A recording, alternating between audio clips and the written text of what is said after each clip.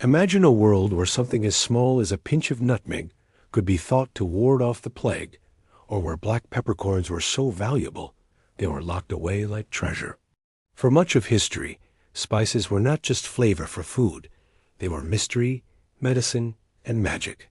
People believed spices carried powers that could protect the soul, heal the sick, bring love, or even open doors to immortality. Tonight, we're going to take a long and winding journey through the strange and fascinating beliefs that surrounded these tiny treasures. And along the way, you'll see just how much power a grain of spice once held in the human imagination. Before we begin, I'd love for you to join this journey by subscribing to the channel History for Sleep. It helps more than you know, and it means you'll never miss another nighttime voyage into the past. While you're here, let us know in the comments what time of night you listen and what kind of history you'd like to hear about in the future. Your suggestions often guide the next stories we tell, and we'd love to hear from you. So settle into bed, find that comfortable position, and let the gentle tide of history carry you away. We'll begin with pepper tiny, black, unassuming pepper that once sparked wars, changed economies, and was believed to have powers far beyond the kitchen table. Let's start this strange story of spices, and may it guide you toward a night of deep, restful sleep. When you look at the small, wrinkled black grains of pepper sitting in a shaker on your kitchen table, it is hard to imagine that once upon a time they were more precious than gold. In the ancient and medieval worlds, pepper was not simply a seasoning for food. To many, it was a treasure of such great value that kingdoms fought for it. Merchants risked their lives to carry it across deserts and oceans, and rulers imposed taxes on it as if it were minted currency. Yet the story of pepper is not just about its economic weight. It is about the strange beliefs people attached to it. Ideas that pepper could guard the body against sickness, shield the spirit from evil, and even connect one to divine forces. Pepper's journey began in India, where it grew wild in the lush forests of the Malabar coast. Long before Europeans knew what it was, Indian traders had been cultivating and exporting it, sending it out along the trade routes that snaked across Asia. To those who first encountered it, pepper was astonishing. It brought a heat and sharpness unlike anything else, and in a world where most food was bland or boiled until nearly tasteless, the sudden burst of fire on the tongue seemed almost magical. Ancient Greek and Roman writers described pepper with awe, often linking its biting taste to its supposed ability to fight off illness. If it could burn so strongly in the mouth, they reasoned, surely it must also burn away disease within the body. The Romans in particular came to believe pepper was indispensable.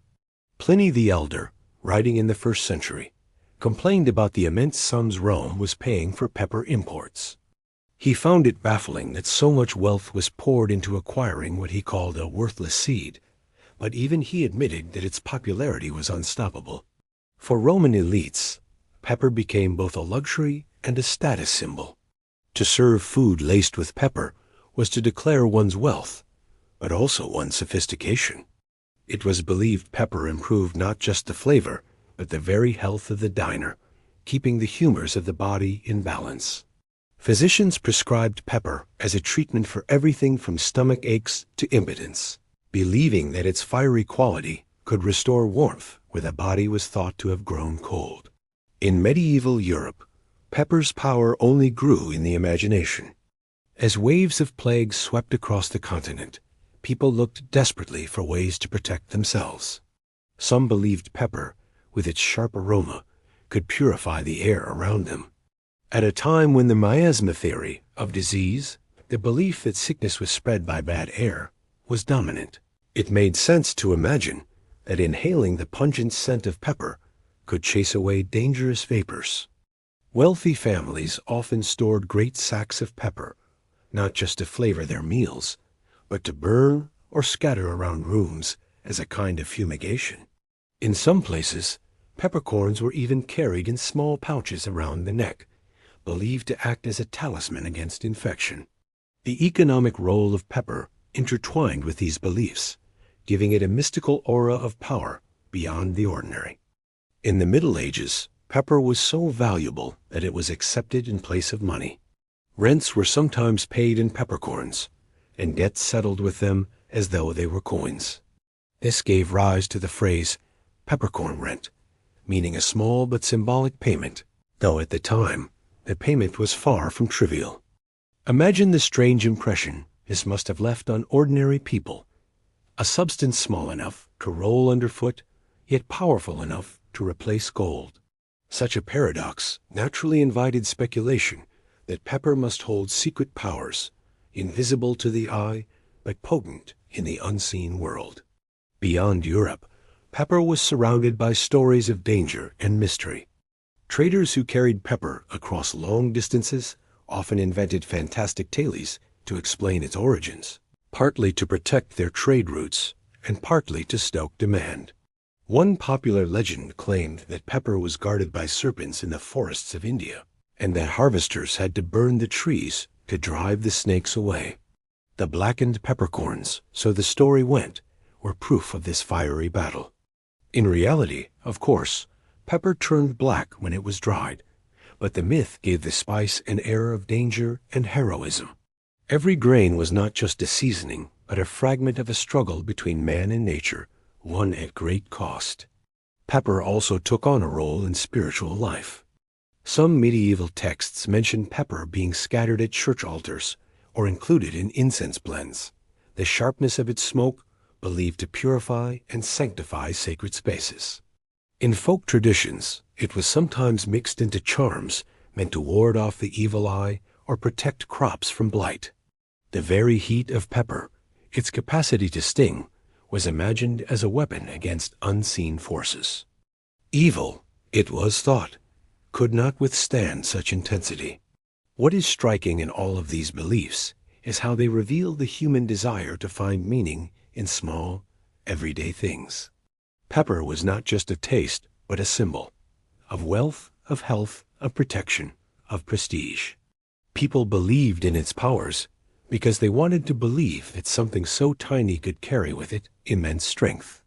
In a world filled with uncertainty about disease, about war, about the unseen spirits said to move among men, pepper was a little piece of security that could be bought, carried, and shared.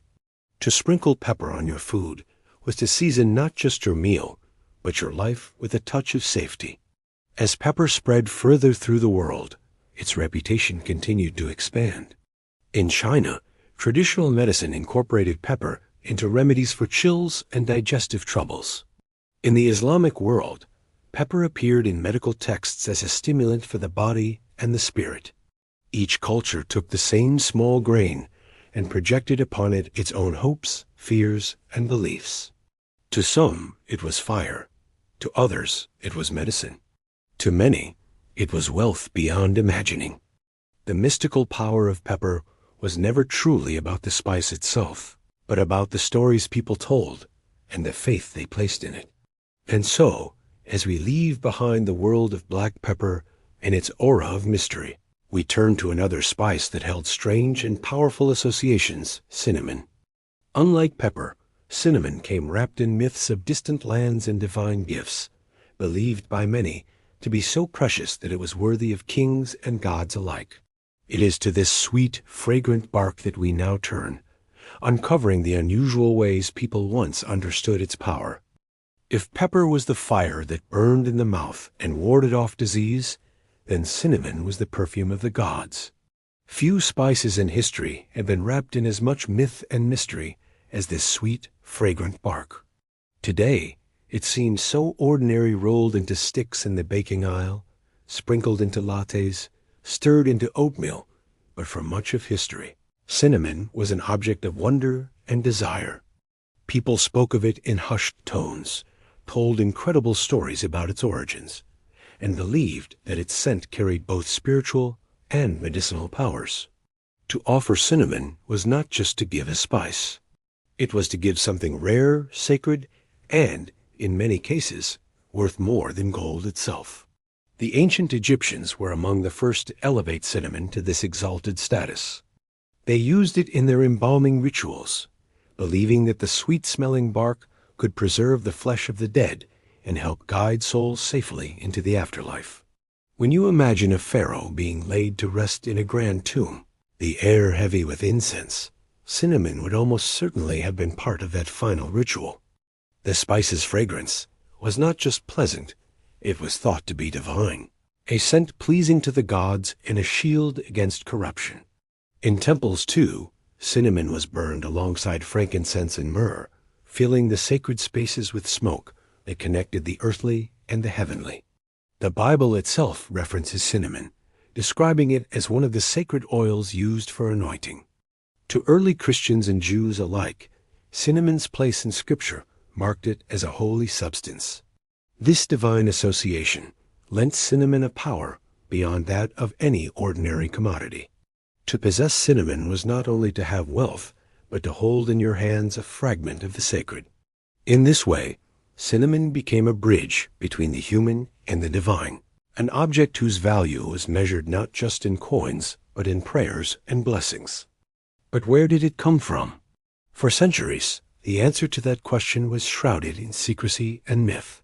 Traders carefully guarded the truth of cinnamon's origin in Sri Lanka and southern India, spinning elaborate tales to protect their monopoly. One of the most famous stories told that cinnamon was harvested from giant birds' nests perched on towering cliffs. According to this legend, the birds gathered cinnamon sticks to build their massive nests. To obtain the spice, men would leave large chunks of meat at the base of the cliffs.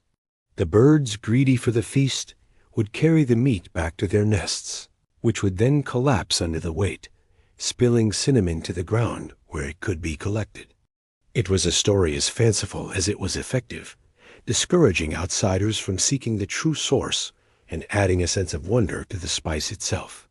Other accounts claimed cinnamon grew in distant lands guarded by serpents or in valleys filled with deadly mists. Each story heightened the spice's mystique, making it seem as though only the bravest or most cunning could obtain it.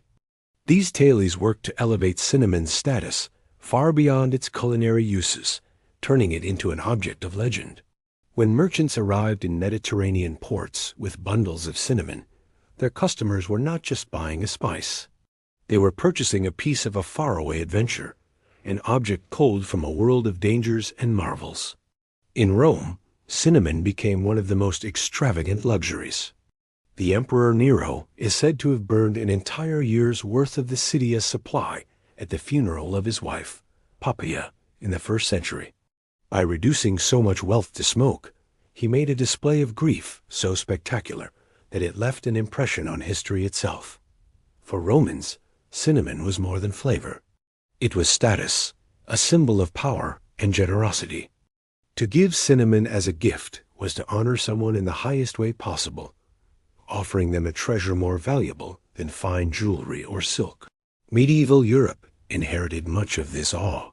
Cinnamon was prized not just for its rarity, but for its supposed medicinal properties. Physicians believed it could warm the body, soothe the stomach, and cleanse the blood. Apothecaries kept it alongside their most precious remedies, and wealthy households used it to spice their wines and stews, turning otherwise ordinary meals into feasts of luxury. The belief that cinnamon could prolong life and ward off illness only increased demand, driving its price ever higher.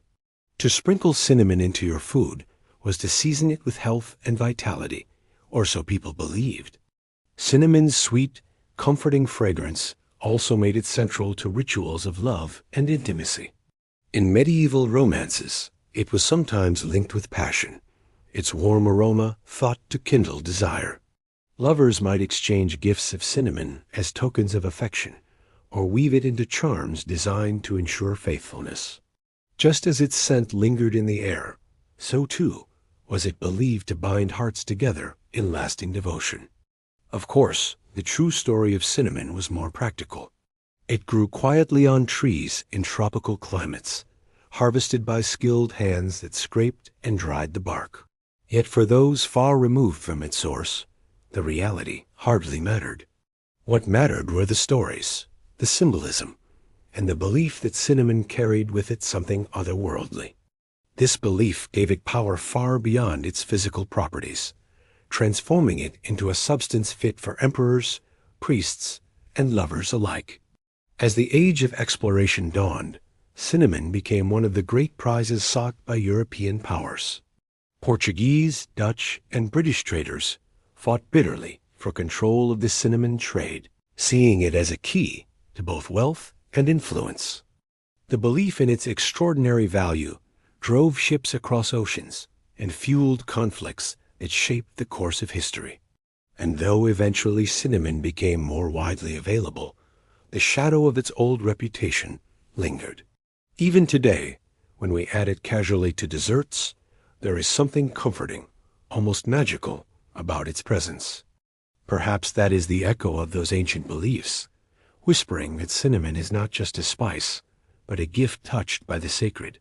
As cinnamon's sweet smoke drifts into memory, we turn now to another spice, whose story is stranger, still nutmeg.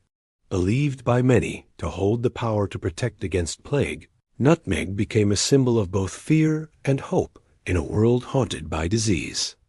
Its story reveals just how desperate people once were to find safety in the face of invisible threats, and how far they would go to believe in the magic of a seed. Of all the strange beliefs attached to spices, few are as haunting as those surrounding nutmeg. This warm, aromatic seed, with its sweet yet sharp flavor, was once thought to be a powerful guardian against one of humanity's greatest terrors, the plague. In a world where medicine was limited, and the shadow of sudden death loomed over cities and villages, people turned to whatever they could find to shield themselves. Nutmeg, with its mysterious origins and potent aroma, became more than a seasoning. It was believed to be a talisman of survival, a small seed that could hold back the tide of death. The story of nutmeg begins on the tiny Banda Islands, part of the Moluccas in Indonesia. These remote specks of land were the only source of nutmeg for much of history, and they became the center of fierce competition between European empires. But long before Dutch and Portuguese ships battled for control, nutmeg had already been steeped in wonder. Traders traveling west carried not just the seeds, but also fantastic tales about their power. By the time nutmeg reached the bustling markets of Venice or Constantinople, it was not just a spice, it was a cure, a shield, and to some, even a miracle. The fear of plague was perhaps the greatest engine of nutmeg's reputation. From the Black Death in the 14th century to the repeated outbreaks that followed for centuries, Europeans lived in constant dread of the sickness that could sweep away entire families overnight. At a time when disease was often blamed on miasmas, those invisible clouds of poisoned air aromatic substances became prized as protectors. If bad air carried death, then surely good air, filled with sweet and pungent fragrances, could keep it away. Nutmeg, with its strong and comforting scent, seemed a natural weapon in this unseen battle. People carried nutmeg with them as charms, tucked into pouches or strung on necklaces. Wealthy nobles kept carved nutmeg containers close at hand, sometimes in elaborate silver cases, ready to be sniffed when walking through the streets. Physicians recommended grinding nutmeg into powders or mixing it into cordials, believing that its warming quality could strengthen the body against pestilence. There are accounts of nutmeg being burned in homes to cleanse the air, the smoke seen as a barrier against disease. To breathe nutmeg was, in the imagination of the time, to breathe safety itself. The demand for nutmeg during these outbreaks became so intense that its price skyrocketed. In some European markets, a handful of nutmeg could be worth more than livestock or land. This extraordinary value turned nutmeg into both a symbol of wealth and a token of desperate hope. Those who could afford it believed themselves protected, while those who could not watched with envy and fear. The spice became entangled with class, as protection against plague seemed reserved for the rich who could purchase it. To own nutmeg was not only to own a cure, but also to own privilege. Legends sprang up around nutmeg's potency. Some claimed that wearing a whole nutmeg could make one immune to plague altogether, while others believed that nutmeg infused into wine could restore the sick to health. There were even stories that nutmeg could prolong life indefinitely if consumed regularly. Though these claims were exaggerated and unfounded, they spread like wildfire through a population desperate for answers. And like all powerful myths, they shaped behavior on a massive scale, fueling trade and driving exploration. Beyond Europe, nutmeg held a place in other systems of belief as well. In traditional Chinese medicine, it was thought to warm the stomach and improve digestion. In the Islamic world, it was mentioned in texts as a stimulant, something that could sharpen the mind and invigorate the body. These uses gave nutmeg a reputation as a spice of vitality, and when combined with European fears of plague, the result was an almost mystical aura. Nutmeg was no longer just food, it was life itself. The scramble for nutmeg grew more violent as European powers sought to control its trade. The Banda Islands, small though they were, became the center of bloody conflicts. The Dutch, determined to monopolize nutmeg, fought wars and established brutal rule over the islands. For them, controlling nutmeg meant controlling a spice that Europeans believed was essential to survival. This violence only added to nutmeg's mythic reputation. It was not only precious enough to save lives, but also precious enough to fight and die for. What makes nutmeg's story even more remarkable is how long these beliefs persisted. Even into the 17th century, when medical knowledge had begun to expand, nutmeg retained its aura of magical protection. Recipes for plague remedies often included nutmeg, mixed with other spices like cinnamon and cloves, to create powerful concoctions against the feared disease. Apothecaries stocked it in pride of place, and families continued to buy it at exorbitant prices, convinced that it was their best hope. Of course, nutmeg could not stop the plague. No amount of sweet aroma could halt the spread of bacteria that science had yet to discover. But in a way, nutmeg still did serve a purpose. It gave people a sense of control, a belief that they could do something to protect themselves. In times of fear and helplessness, that belief can be powerful. It may not have cured, but it comforted. And perhaps that comfort was, in its own way, a form of healing. As nutmeg's legend grew, so too did the tales of the strange lands it came from, and the mysterious guardians said to protect it. And nutmeg was not alone in this. Another spice, with a fragrance sharp and pure, would take on its own associations with purity and protection.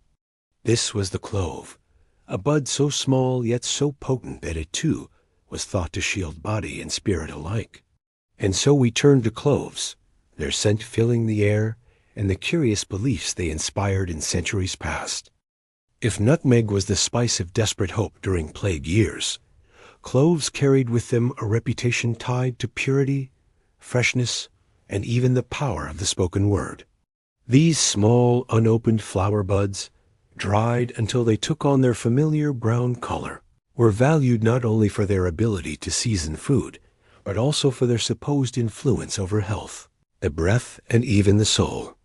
To chew a clove was not simply to freshen the mouth, it was to cleanse the body, protect the spirit, and in some traditions, signal virtue and purity.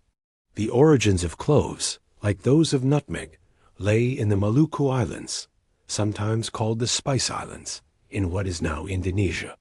For centuries, these remote islands were the only place where cloves grew, and like nutmeg, they were carried westward by traders who told fantastical tales of their harvest. Ancient Chinese sources mention cloves as early as the Han Dynasty, describing how court officials were required to chew them before addressing the emperor. This was not just a matter of etiquette, it was a reflection of a belief that cloves could purify the breath and, by extension, the words spoken. To speak to the ruler of the Middle Kingdom with a mouth scented by cloves was to show respect, but it was also believed to protect the ruler from any ill vapors that might be carried on the breath. This association between cloves and purity of breath would endure across centuries and cultures. In Europe, cloves became popular not just as a seasoning, but as a means of freshening the mouth. In an age before toothpaste and modern dentistry, The strong, sharp flavor of cloves was thought to cleanse and protect the mouth from decay. Physicians recommended cloves to treat toothaches, their numbing oil easing pain, while their fragrance banished foul odors. To chew a clove was to protect oneself from disease, for it was believed that bad breath was not only unpleasant, but also a sign of deeper illness. Cloves thus became a kind of miniature guardian, a daily protection against unseen threats. But cloves were more than medicine for the mouth. They were also believed to purify the spirit. In medieval Europe, cloves were sometimes burned in homes or churches, their rising smoke thought to cleanse the air of evil influences. The sharpness of their scent, much like pepper, was imagined as a weapon against foul miasmas and harmful spirits. In some traditions, cloves were stitched into sachets and worn close to the body as talismans. The very intensity of their aroma suggested power, and so people trusted that power to shield them from misfortune. Cloves also carried associations with love and fidelity. In certain folk practices, cloves were included in charms meant to bind lovers together or to ensure loyalty in marriage. Their strong, lingering fragrance made them a natural symbol of lasting affection. Just as their scent lingered long after they were chewed or burned, so too was love believed to endure when cloves were present. Some medieval love potions included cloves ground together with cinnamon and nutmeg, the combination seen as irresistible. To sip a wine spiced with these flavors was to drink not just warmth and sweetness, but also the promise of devotion. The economic value of cloves was immense, and this added to their mystique. In medieval Europe, cloves could fetch prices that rivaled those of gold and silver.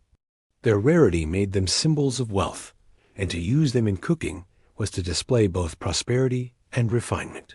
At banquets, dishes seasoned with cloves were markers of prestige, meant to impress guests not only with their flavor, but with their expense.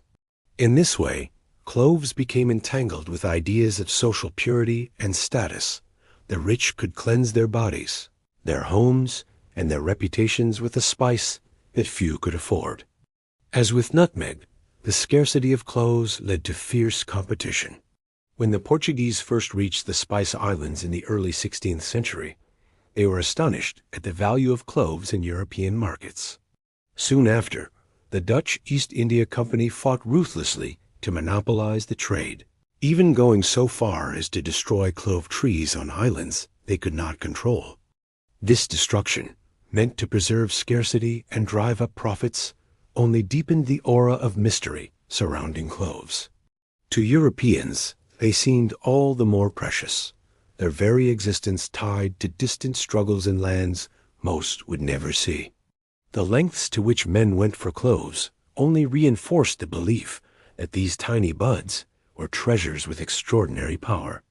In medicine, cloves were seen as warming, stimulating the body's inner heat and restoring balance to its humors. They were prescribed for ailments ranging from indigestion to melancholy, their warming quality thought to revive sluggish spirits. Some even believed cloves could sharpen memory and improve concentration, making them a spice of both the body and the mind.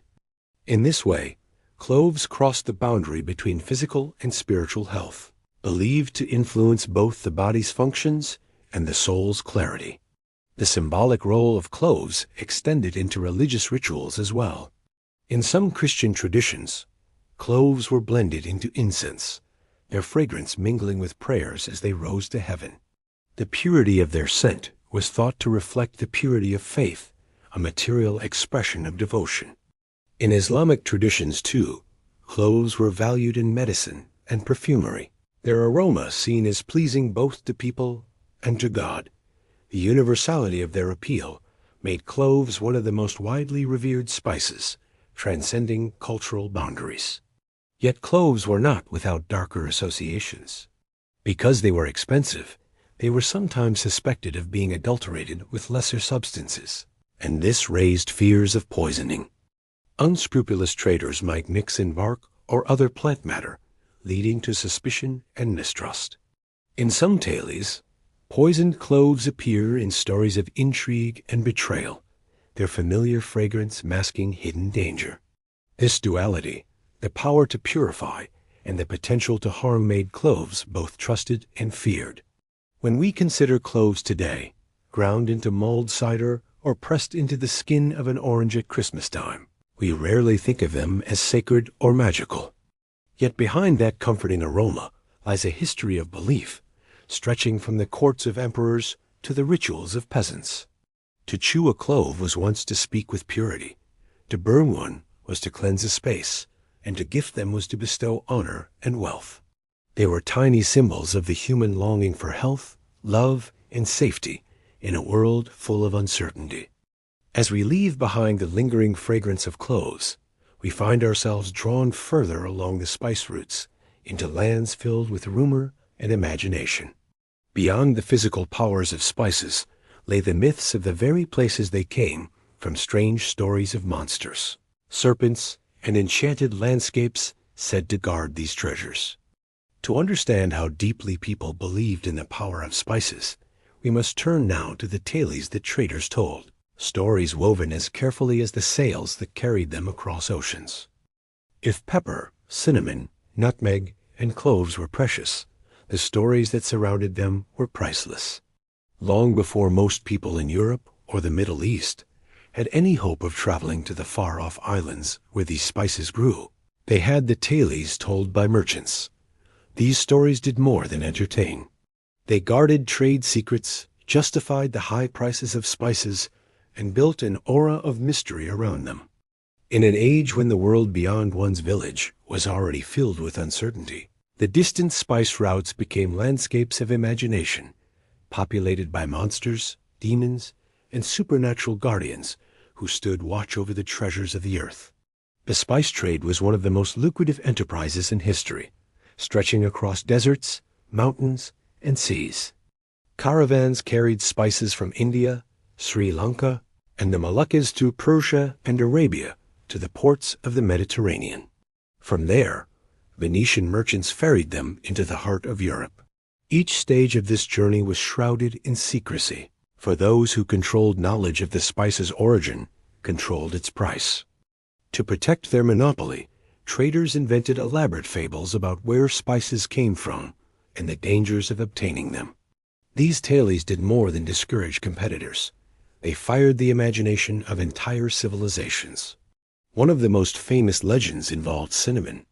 Arab traders claimed that it grew in nests built by giant birds on cliffs so steep that no man could climb them. The birds, they said, were fierce guardians, impossible to fight. To trick them, hunters would lay out heavy pieces of meat below the nests. The birds would snatch the meat and carry it back, but the weight would cause their nests to break apart, sending cinnamon tumbling down the cliffs. This story made cinnamon seem all the more precious, as though each piece had been won in a battle between human cleverness and avian strength. For centuries, Europeans repeated this tale, never questioning its truth. Pepper, too, was surrounded by legends. Some said it was guarded by venomous serpents in the forests of India. Harvesters, it was claimed, had to set fire to the trees to drive away the snakes. The heat of the flames blackened the peppercorns, explaining their color. In reality, pepper turned black when dried in the sun, but the story served its purpose. It not only justified pepper's expense, but also gave it a heroic quality. Every peppercorn was the survivor of fire and danger, a little seed of victory plucked from the jaws of serpents. The myths did not end with individual spices. Entire regions were transformed in the popular imagination. The Spice Islands became enchanted lands at the edges of the world, where demons prowled and seas were filled with monstrous creatures.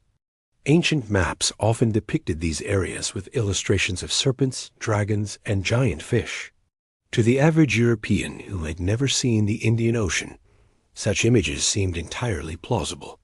The idea that spices were protected by monsters gave them an otherworldly aura, as if they were treasures not meant for ordinary mortals, but stolen from the guardians of nature itself. Arab and Persian tales were especially rich in these descriptions, mixing real geography with fantastical elements. They spoke of valleys filled with poisonous vapors, where only trickery could allow harvesters to gather spices, or of lands where spirits and jinn roamed, testing the courage of travelers. To cross the spice routes was to pass through a world both physical and spiritual, where every step might bring riches or ruin. Merchants who returned from these journeys were treated with awe, their stories lending them an almost mythic status in their home cities. The medieval European imagination eagerly absorbed these tales. Chroniclers wrote of lands beyond the seas, where spices grew in impossible abundance, but were fiercely guarded by nature. In some accounts, pepper was said to come from trees growing in Eden itself, a reminder that spices were not only luxuries, but remnants of divine creation. Others suggested that nutmeg and cloves could only be harvested by those willing to risk encounters with demons, storms, and sea serpents. By weaving these myths into their accounts, merchants ensured that spices retained their aura of mystery and worth. Of course, the truth was more ordinary, but no less remarkable. The spice routes were dangerous, but the dangers were human and natural rather than supernatural. Pirates prowled the seas, raiding merchant vessels. Desert caravans risked thirst, starvation, and attack by bandits. Storms could scatter fleets across the ocean, and diseases could sweep through travelers' camps. For those who survived, however, the rewards were immense. A single shipload of spices could make merchants wealthy beyond imagination, turning risks into fortunes. It was in the interest of those merchants to exaggerate the dangers, making their profits seem all the more justified. What these stories reveal is not just the secrecy of trade, but the human need to explain the unknown through narrative. When faced with distant lands and mysterious goods, people reached for myth. Monsters and spirits stood in for the hazards of geography and politics. The very strangeness of the tales made spices taste all the sweeter, as if one were not simply eating a meal, but partaking in a myth. Each grain of pepper, each stick of cinnamon, carried with it echoes of battles against serpents or clever tricks against giant birds. The legacy of these myths lasted well into the age of exploration. When Europeans finally reached the true sources of spices, many were disappointed to find that no monsters guarded them, only islanders harvesting their crops. But the myths did not disappear. They remained in the imagination, coloring the way Europeans viewed the lands they colonized. Even today, when spices are harvested by machines or grown in plantations, there lingers a faint sense of mystery about them, as though they still carry whispers of the enchanted lands from which they first came. From tales of serpents and giant birds, we move next to a spice whose story is as golden as its color: saffron. Unlike the seeds and barks we have seen so far, saffron came not from distant forests or islands, but from a delicate flower harvested with painstaking care. Its rarity and brilliance gave rise to stories of magic, healing, and wealth, making it one of the most desired substances of the ancient and medieval worlds. Let us turn now to saffron and the many strange powers people once believed it held. Among all the spices and exotic substances that traveled along ancient trade routes, saffron stood apart as something almost miraculous. Unlike peppercorns or nutmeg seeds, saffron was delicate and fleeting, coming from the thin red stigmas of the crocus flower. To obtain just a single pound of saffron required the careful hand harvesting of tens of thousands of blossoms, each plucked at the right moment. This extraordinary labor gave saffron its staggering value, but it was not only its rarity that fascinated people. Saffron was believed to hold magical properties, to heal the sick, brighten the mind, and in some stories, even bring joy to the soul itself. Saffron's earliest fame came from the ancient civilizations of the Near East. In Persia, it was used as both a dye and a medicine, its golden hue symbolizing wealth and divinity. Ancient medical texts recorded saffron as a treatment for ailments, ranging from heartache to digestive troubles. Its reputation as a healing substance grew alongside its reputation as a symbol of luxury. To drink wine infused with saffron was to imbibe both health and magnificence, a practice reserved for kings and nobles. In the homes of ordinary people, saffron might never be seen, but in the courts of rulers, it was a marker of status and refinement. The Greeks, too, embraced saffron with enthusiasm.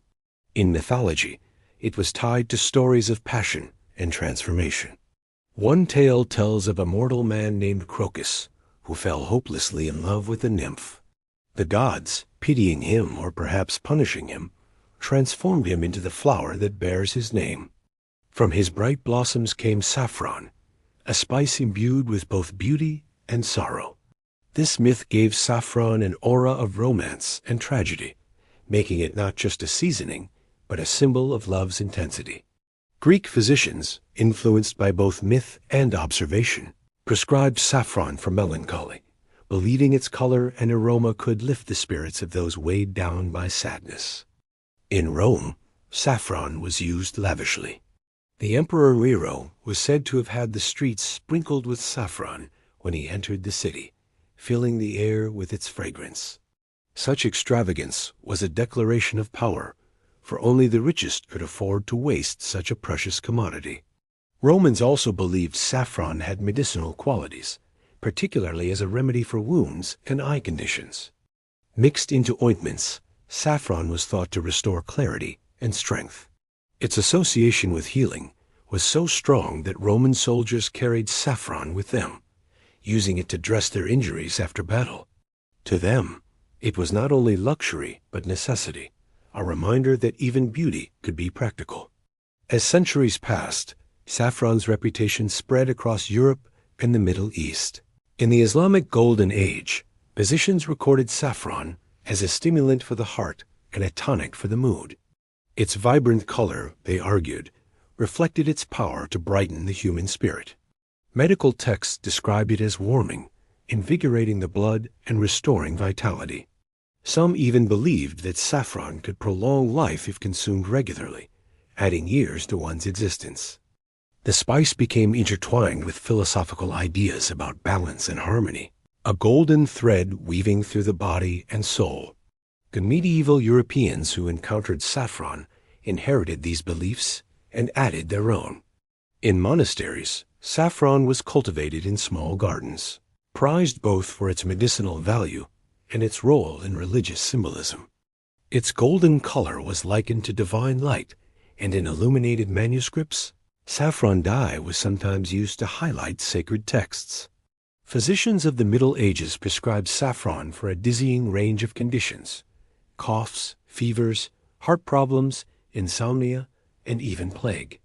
Its rarity ensured that only the wealthy could afford it in large quantities, which in turn reinforced the belief that it must hold extraordinary power. After all, what ordinary plant could command the price of saffron? In folk traditions, saffron was also bound up with magical associations. Some believed it could banish sadness and inspire laughter, making it a cure not only for the body but for the soul. A pinch of saffron in a drink might, it was said, lighten the mood of even the most troubled heart. Others claimed it could stimulate desire, making it a common ingredient in love potions. Its golden color seemed to symbolize vitality, passion, and joy, all at once, and so saffron was seen as a spice that could transform the ordinary into the extraordinary. The economic value of saffron was so high that it became the subject of strict laws and even crime. In medieval Europe, saffron was sometimes mixed with other substances to increase profit, a practice known as adulteration. The penalties for this could be severe. In some places, dishonest saffron dealers faced fines, imprisonment, or even execution. Such harsh punishments revealed just how important saffron was considered, not merely as a commodity, but as a matter of public health and trust. People believed in its healing power so deeply that to tamper with it was seen as a crime against society itself. Saffron also played a role in larger historical events. In the 14th century, during an outbreak of plague, a shipment of saffron bound for Basel was stolen, sparking what became known as the Saffron War. This conflict, though small in scale, revealed how fiercely people valued the spice. At a time when death was everywhere, saffron was seen as a defense against despair, a hope that could be bought and carried. To fight over saffron was, in a sense, to fight over survival itself. What is striking about saffron's history is how often it was linked to the idea of light. Its golden threads were more than just flavor. They were symbols of the sun, of joy, of healing warmth. In cultures across time, people looked to saffron as something that could illuminate life, banish darkness, and restore balance. Even today, saffron retains a trace of this aura. Its flavor is subtle, but its presence transforms a dish into something rich and memorable. Its cost remains high, preserving its reputation as a treasure among spices. And though modern medicine no longer looks to saffron as a miracle cure, its long legacy as a healer and bringer of joy lingers in memory. As we leave the golden fields of saffron behind, our journey turns to another spice with its own extraordinary story: ginger. Believed by many to stir passion and strengthen the body, ginger became famed as an aphrodisiac, a spice of warmth and desire. Let us explore how this humble root became a symbol of vitality and romance in cultures across the world. In kitchens around the world today, ginger is a familiar and comforting spice. It flavors cookies, soothes upset stomachs, and perfumes teas with its warm, sharp aroma. But in centuries past, ginger was more than a cooking ingredient. It was a spice surrounded by fascination and rumor, often believed to stir the passions of the body and inflame the desires of the heart. To chew ginger was not only to taste its fiery heat, but, many thought, to invite vitality, vigor, and romance into one's life. Its reputation as an aphrodisiac made it one of the most intriguing and sought-after spices of the medieval and early modern worlds. Ginger's story begins in South and Southeast Asia, where it has been cultivated for thousands of years. Ancient Sanskrit texts describe ginger as both food and medicine, used to warm the body, aid digestion, and restore energy. In China, traditional medicine classified ginger as hot, a substance that could rebalance the body's energies and expel cold ailments. This warming quality made it naturally associated with passion, which was itself seen as a kind of inner fire. By the time ginger reached the Middle East and Europe, it carried with it centuries of belief that it could awaken the senses and enliven the spirit. The ancient Greeks and Romans embraced ginger with enthusiasm. Physicians such as Dioscorides and Galen wrote of its medicinal properties, recommending it for stomach complaints and fatigue. Yet it was not long before its reputation for stimulating desire began to spread. Roman poets hinted at ginger's supposed ability to stir passion, and cooks added it to wines and dishes intended for feasts of pleasure. Its fiery taste seemed to mirror the heat of love, and so ginger became entwined with romance. To serve a lover, a dish spiced with ginger was to send a subtle signal, a promise of warmth and intimacy. In the Middle Ages, these associations deepened.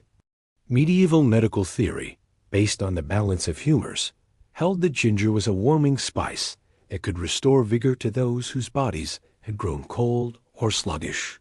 Physicians recommended it for elderly men, believing it could revive both strength and desire. Some texts even claimed ginger could restore virility lost to age, making it a natural choice for those anxious about dwindling passions. This belief made ginger a regular ingredient in love potions and aphrodisiac recipes, often mixed with honey, cinnamon, or wine to create drinks said to inflame the heart. Ginger's connection to romance was not purely medical. In literature and folklore, it appeared as a symbol of passion and indulgence. Medieval romances sometimes mentioned gingered wines or sweets at courtly banquets, their presence hinting at the pleasures of both the table and the bedchamber. Even in religious texts, ginger could appear as a metaphor for temptation, its fiery taste standing in for the heat of desire that threatened to overwhelm virtue. To speak of ginger was often to speak of love, whether celebrated or forbidden. Its reputation was reinforced by its scarcity and expense. Ginger was costly to import, and so its presence in a dish was itself a gesture of luxury. To offer ginger to a guest or a lover was to offer something precious, both materially and symbolically. The spice's warmth and rarity combined to make it a potent gift, one that suggested both wealth and affection. Just as cinnamon was a token of status, ginger became a token of intimacy. Its role in courtship was subtle but powerful, woven into the rituals of giving and sharing that marked relationships. Beyond Europe, ginger's aphrodisiac reputation was equally strong. In the Islamic world, poets wrote of ginger in romantic verses, and it even appears in the Quran as one of the delights of paradise, mixed into refreshing drinks. This association gave ginger a heavenly endorsement as a spice of pleasure and joy. In India, where ginger had long been a staple of cuisine and medicine, it was also used in tonics meant to invigorate the body, strengthen digestion, and enhance desire. Across cultures, ginger's fiery bite made it an obvious candidate for metaphors of passion and vitality. Not all views of ginger were positive. Because of its reputation, some religious authorities warned against excessive use. In medieval Europe, moralists sometimes cautioned that spices like ginger could inflame sinful desires, encouraging lust and gluttony. To indulge too freely in gingered treats might be to invite temptation, turning the spice into a symbol of both pleasure and danger. This tension only added to its allure, making ginger both celebrated and suspect, desired and feared. The economic importance of ginger grew as its reputation spread. By the 13th century, it was one of the most widely traded spices in Europe, second only to pepper in popularity. Merchants carried it from India to the ports of the Mediterranean, where it fetched high prices. Gingerbread, a sweet made with ginger, honey, and spices, became a common festive treat in medieval fairs, a reminder of both indulgence and romance. To this day, gingerbread carries a faint echo of those associations, its comforting warmth tied to gatherings and celebrations of love and family. In medicine, ginger continued to be prescribed for a wide range of ailments. Its warming qualities were thought to combat chills, improve circulation, and strengthen the heart.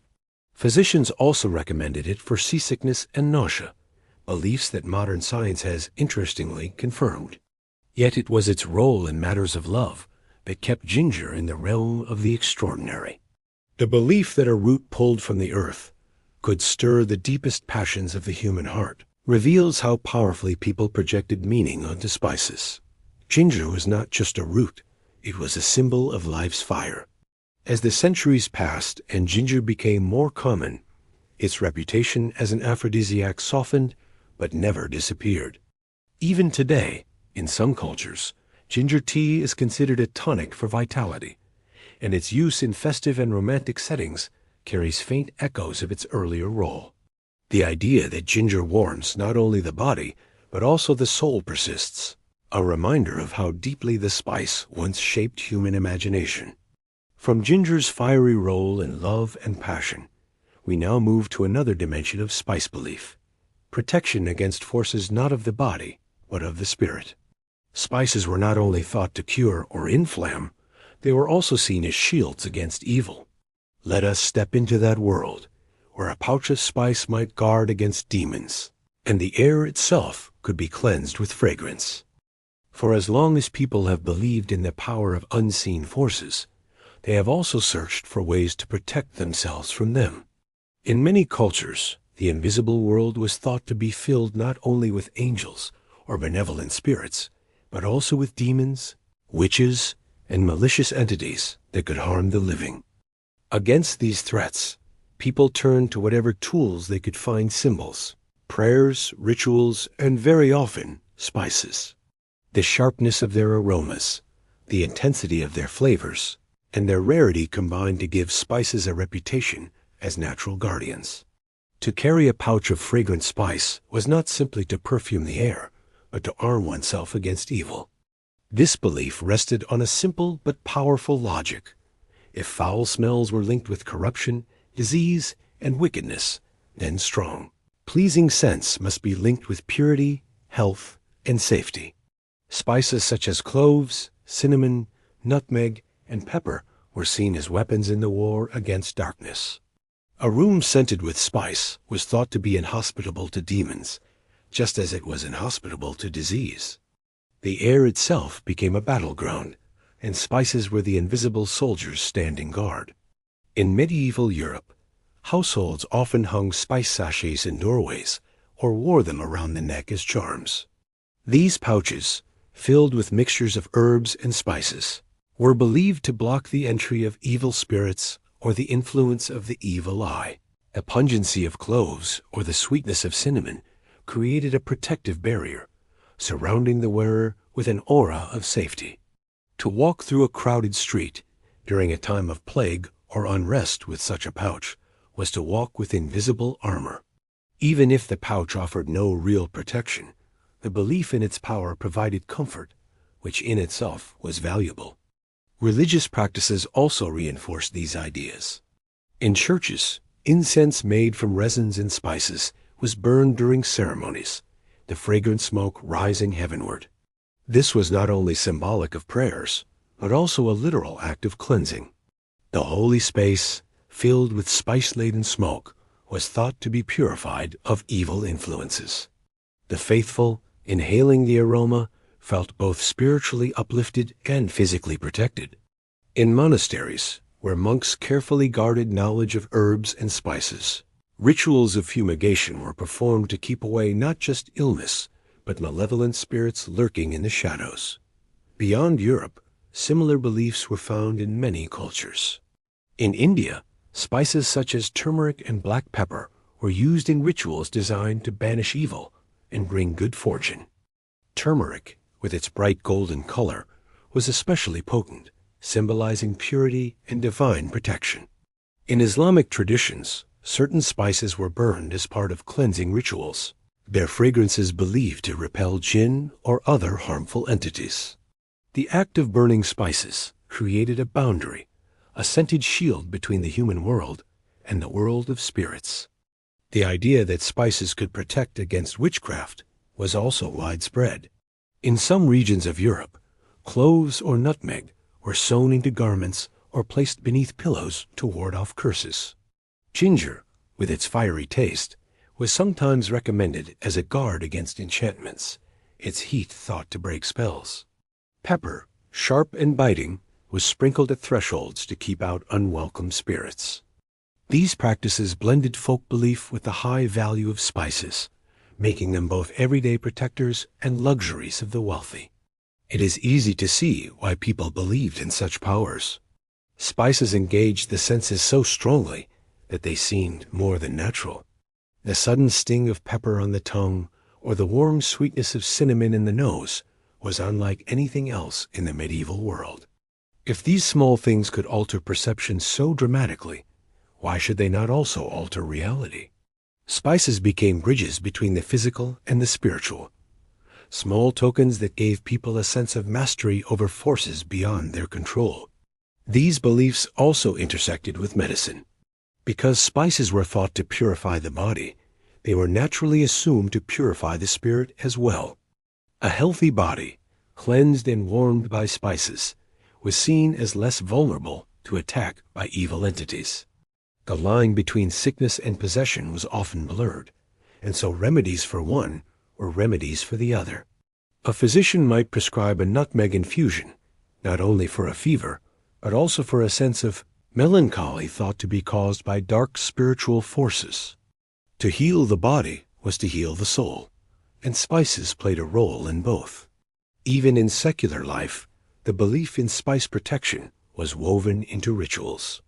Weddings in some cultures included spices as symbols of prosperity and protection, ensuring that no evil spirit could disrupt the union. Spices were placed in cradles or sewn into children's clothing to protect the young, who were seen as especially vulnerable to supernatural harm. To give spices as gifts was not only an act of generosity, but an offering of safety, a way to extend a protective shield to friends and loved ones. The belief in spices as guardians reveals much about human psychology. In a world filled with unseen dangers, disease, misfortune, the malice of other spices were tangible objects that could be touched, smelled, and tasted. They gave form to protection, transforming fear into action. To carry a clove or sprinkle cinnamon in a room was to declare that one was not defenseless, that one could fight back against the unseen. It was a small gesture, but it gave immense comfort.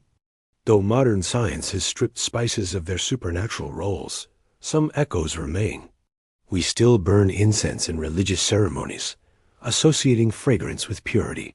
We still give spices as gifts during holidays, linking them with warmth and well-being. And in some folk traditions, the old beliefs persist, with cloves, cinnamon, and other spices still used in rituals of protection. The scent of spice, sharp and comforting, carries with it not only flavor, but the memory of centuries of faith in their power. As the protective smoke clears, we step into a darker chapter of Spice History 1, where their association with magic and mystery drew suspicion. For if spices could shield against evil, some believed they could also be tools of it. And so, in the late medieval and early modern periods, spices found themselves entwined with fears of witchcraft, both as cures and as curses. As much as spices were celebrated for their power to heal, protect, and delight the senses, there was always a darker side to their story. The very qualities that made spices seem magical to many, mystery, rarity, intensity, also made them suspect in an age haunted by fears of sorcery and the supernatural. In medieval and early modern Europe, when accusations of witchcraft could end in fire and ruin, spices were sometimes caught in the web of suspicion. They were said to be used in spells, in curses, and in secret rituals that blurred the line between medicine and magic. The spice trade, which brought these treasures from distant lands, thus became linked not only with wealth and power, but also with whispers of witchcraft. Part of this connection came from the secrecy surrounding spices. Merchants guarded their sources carefully, telling fantastic tales of serpents and giant birds to conceal the truth. To outsiders, such secrecy seemed suspicious. What were these traders hiding? Why did they cloak their goods in myths and riddles? It was easy for rumor to twist these mysteries into something sinister. If spices could heal, might they also harm? If they could protect against evil spirits, might they also summon them? In a world where the boundary between the natural and the supernatural was thin, such questions had dangerous weight. Women, especially healers and midwives, were often at the center of these suspicions. They used spices in remedies for childbirth, illness, or melancholy, drawing on traditions passed down through generations. To their communities, these women were valuable. But to authorities wary of heresy and witchcraft, their knowledge of potent substances seemed perilous. A midwife who used saffron to ease pain or cinnamon to calm a fever might be admired in one moment and accused of sorcery in the next. Spices, with their exotic origins and powerful effects, became tools that could be seen as either godly gifts or devilish instruments. The Church's stance toward spices was ambivalent. On the one hand, spices were incorporated into sacred rituals. Incense blended with cinnamon and cloves rose during Mass, symbolizing prayers ascending to heaven. On the other hand, the same spices, when used in folk practices outside the Church's control, could be condemned as witchcraft. The line between blessed incense and forbidden fumigation was thin, and it was drawn not by the spice itself, but by who wielded it and under what authority. This ambiguity made spices a double-edged symbol, sacred in the hands of priests, suspect in the hands of peasants. Stories circulated of witches using spices in their brews. Nutmeg, with its reputation for stirring the passions, was said to appear in love charms. Ginger, known for its warmth, might be mixed into potions meant to inflame desire or weaken will. Cloves and pepper, pungent and strong, could be burned in rituals of cursing as easily as in rituals of protection. To those fearful of witchcraft, the same spice that could protect the household might also be the very thing that cursed it. The fear was not so much in the substance itself, but in the hidden intentions of the person using it. The global nature of the spice trade deepened these fears. Spices came from lands that Europeans considered exotic and unfamiliar, places associated with strange customs and unfamiliar religions. The unfamiliar was often equated with the dangerous. Reports of rituals in India, Persia, or the East Indies, however exaggerated or misunderstood, fed the belief that spices were bound up with paganism and sorcery. To some, every sack of cinnamon or nutmeg carried not only fragrance, but also the shadow of foreign gods and alien spirits. Consuming them was, in a sense, consuming the mystery of distant lands. Economics also played a role. The spice trade was enormously profitable, and wherever great wealth concentrated, envy and suspicion followed. Merchants who grew rich from spices were sometimes accused of diabolic pacts or sorcery, their success attributed not to clever trade, but to dark alliances. The secrecy of trade routes, the exaggeration of dangers, and the immense profits combined to create an aura of the uncanny around those who dealt in spices. In an age when unexplained success could easily be seen as witchcraft, the spice merchants often walked a narrow line between admiration and suspicion. The witch trials of Europe occasionally mention spices among the supposed tools of the accused. Inventories of confiscated goods sometimes list exotic herbs and seasonings described as ingredients for spells. Whether these accusations were true or not hardly mattered. The presence of unusual spices in a poor woman's home could be enough to condemn her. In this way, the very global networks that carried saffron and nutmeg into Europe also carried danger to those who used them in ways deemed improper. Yet, even amid suspicion, spices never lost their prestige. The wealthy continued to use them lavishly at banquets, and physicians continued to prescribe them in medicines. This duality, sacred and profane, healing and harmful, only heightened their mystique. Spices were liminal objects, poised between the ordinary and the extraordinary, capable of inspiring both reverence and fear. They embodied the tension of a world struggling to understand the unknown, torn between faith in divine providence and fear of diabolic influence. Looking back, the association of spices with witchcraft tells us less about the spices themselves and more about the anxieties of the societies that consumed them. Spices were never inherently magical or dangerous, but their rarity, mystery, and power over the senses made them easy vessels for projection. They became symbols onto which people could map their hopes and their fears, their desires for healing, and their suspicions of harm. In them, the boundaries between medicine, magic, and myth blurred until they were almost indistinguishable. As the smoke of suspicion lingers, we move next to a different kind of story. The tale these traders told not of witches, but of the fantastical places where spices were said to grow. To understand the full depth of strange beliefs about spices, we must listen to these travelers' tales, half truth and half fantasy, that made distant lands seem enchanted realms and their spices treasures worthy of myth. Long before explorers mapped coastlines and charted sea routes, most people's knowledge of the world came from stories. When it came to spices, those stories were as strange and enchanting as any fairy tale. Merchants, eager to protect their monopolies and inflate the value of their wares, spun elaborate tales about where spices came from and how they were harvested. To audiences in Europe and the Middle East, who had never seen the forests of India or the islands of Indonesia, these accounts filled the gaps of geography with creatures, marvels, and dangers. Spices were not only rare, they were otherworldly, touched by landscapes that seemed to belong more to myth and to nature. One of the most famous of these stories concerned cinnamon. Arab traders, determined to keep outsiders from discovering its true source, claimed it grew on the nests of giant birds in distant lands. These birds, they said, wove cinnamon sticks into their towering nests perched on high cliffs. No human could climb so high or face such fierce creatures. The only way to obtain cinnamon was through cunning. Hunters would lay out great pieces of meat, which the birds would carry to their nests. The weight would cause the nests to collapse, scattering cinnamon down the cliffs where it could be gathered. To buy cinnamon, then, was not just to purchase bark, it was to share in a story of daring and cleverness against creatures of legend.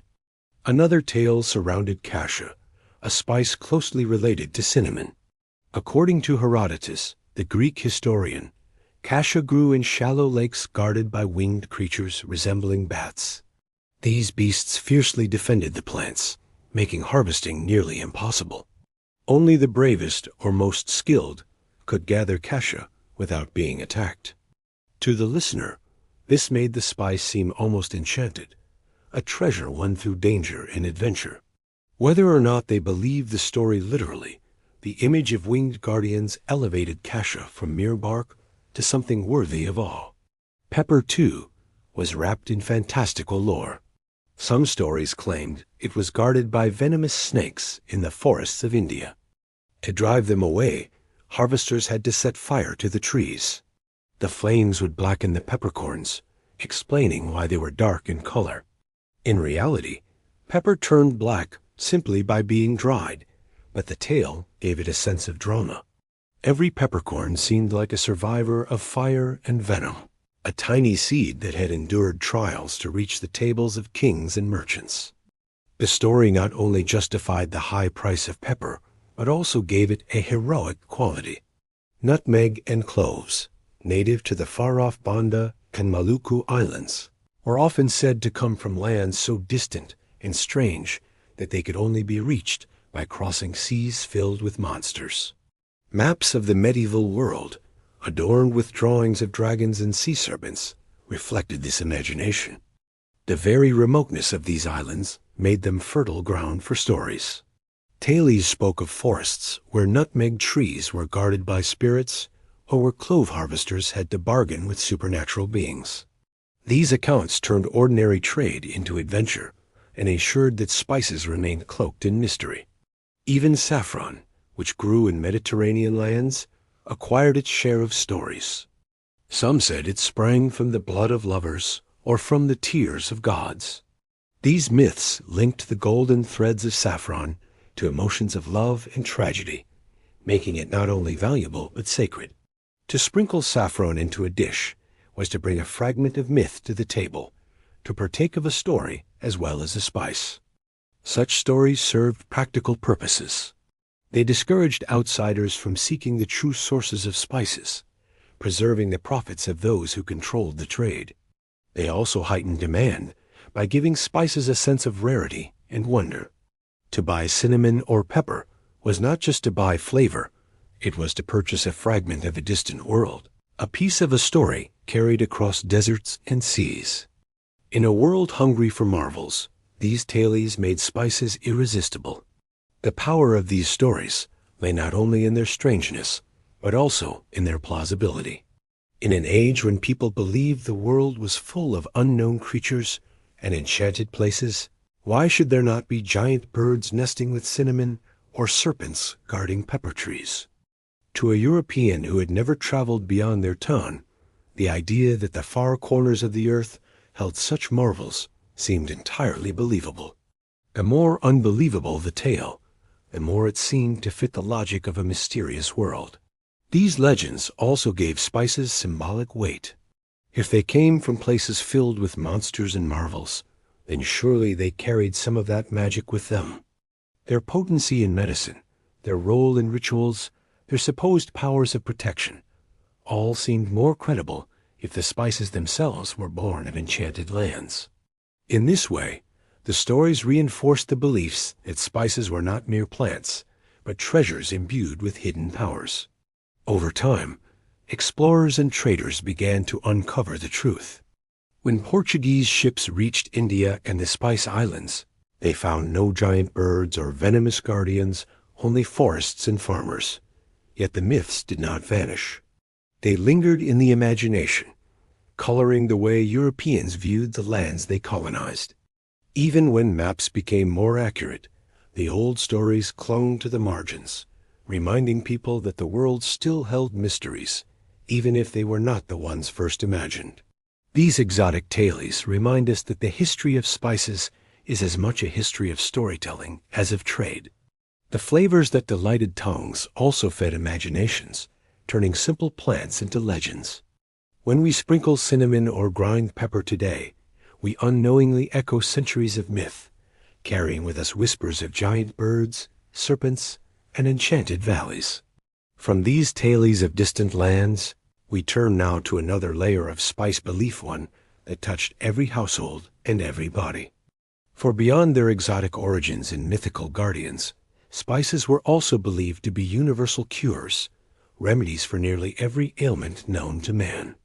Let us step into that world, where the contents of a spice chest seemed as powerful as the contents of an apothecary's shelf. Throughout much of history, people looked to nature for healing. Plants, minerals, and animals were all believed to hold medicinal powers, and among these, spices stood out as especially potent.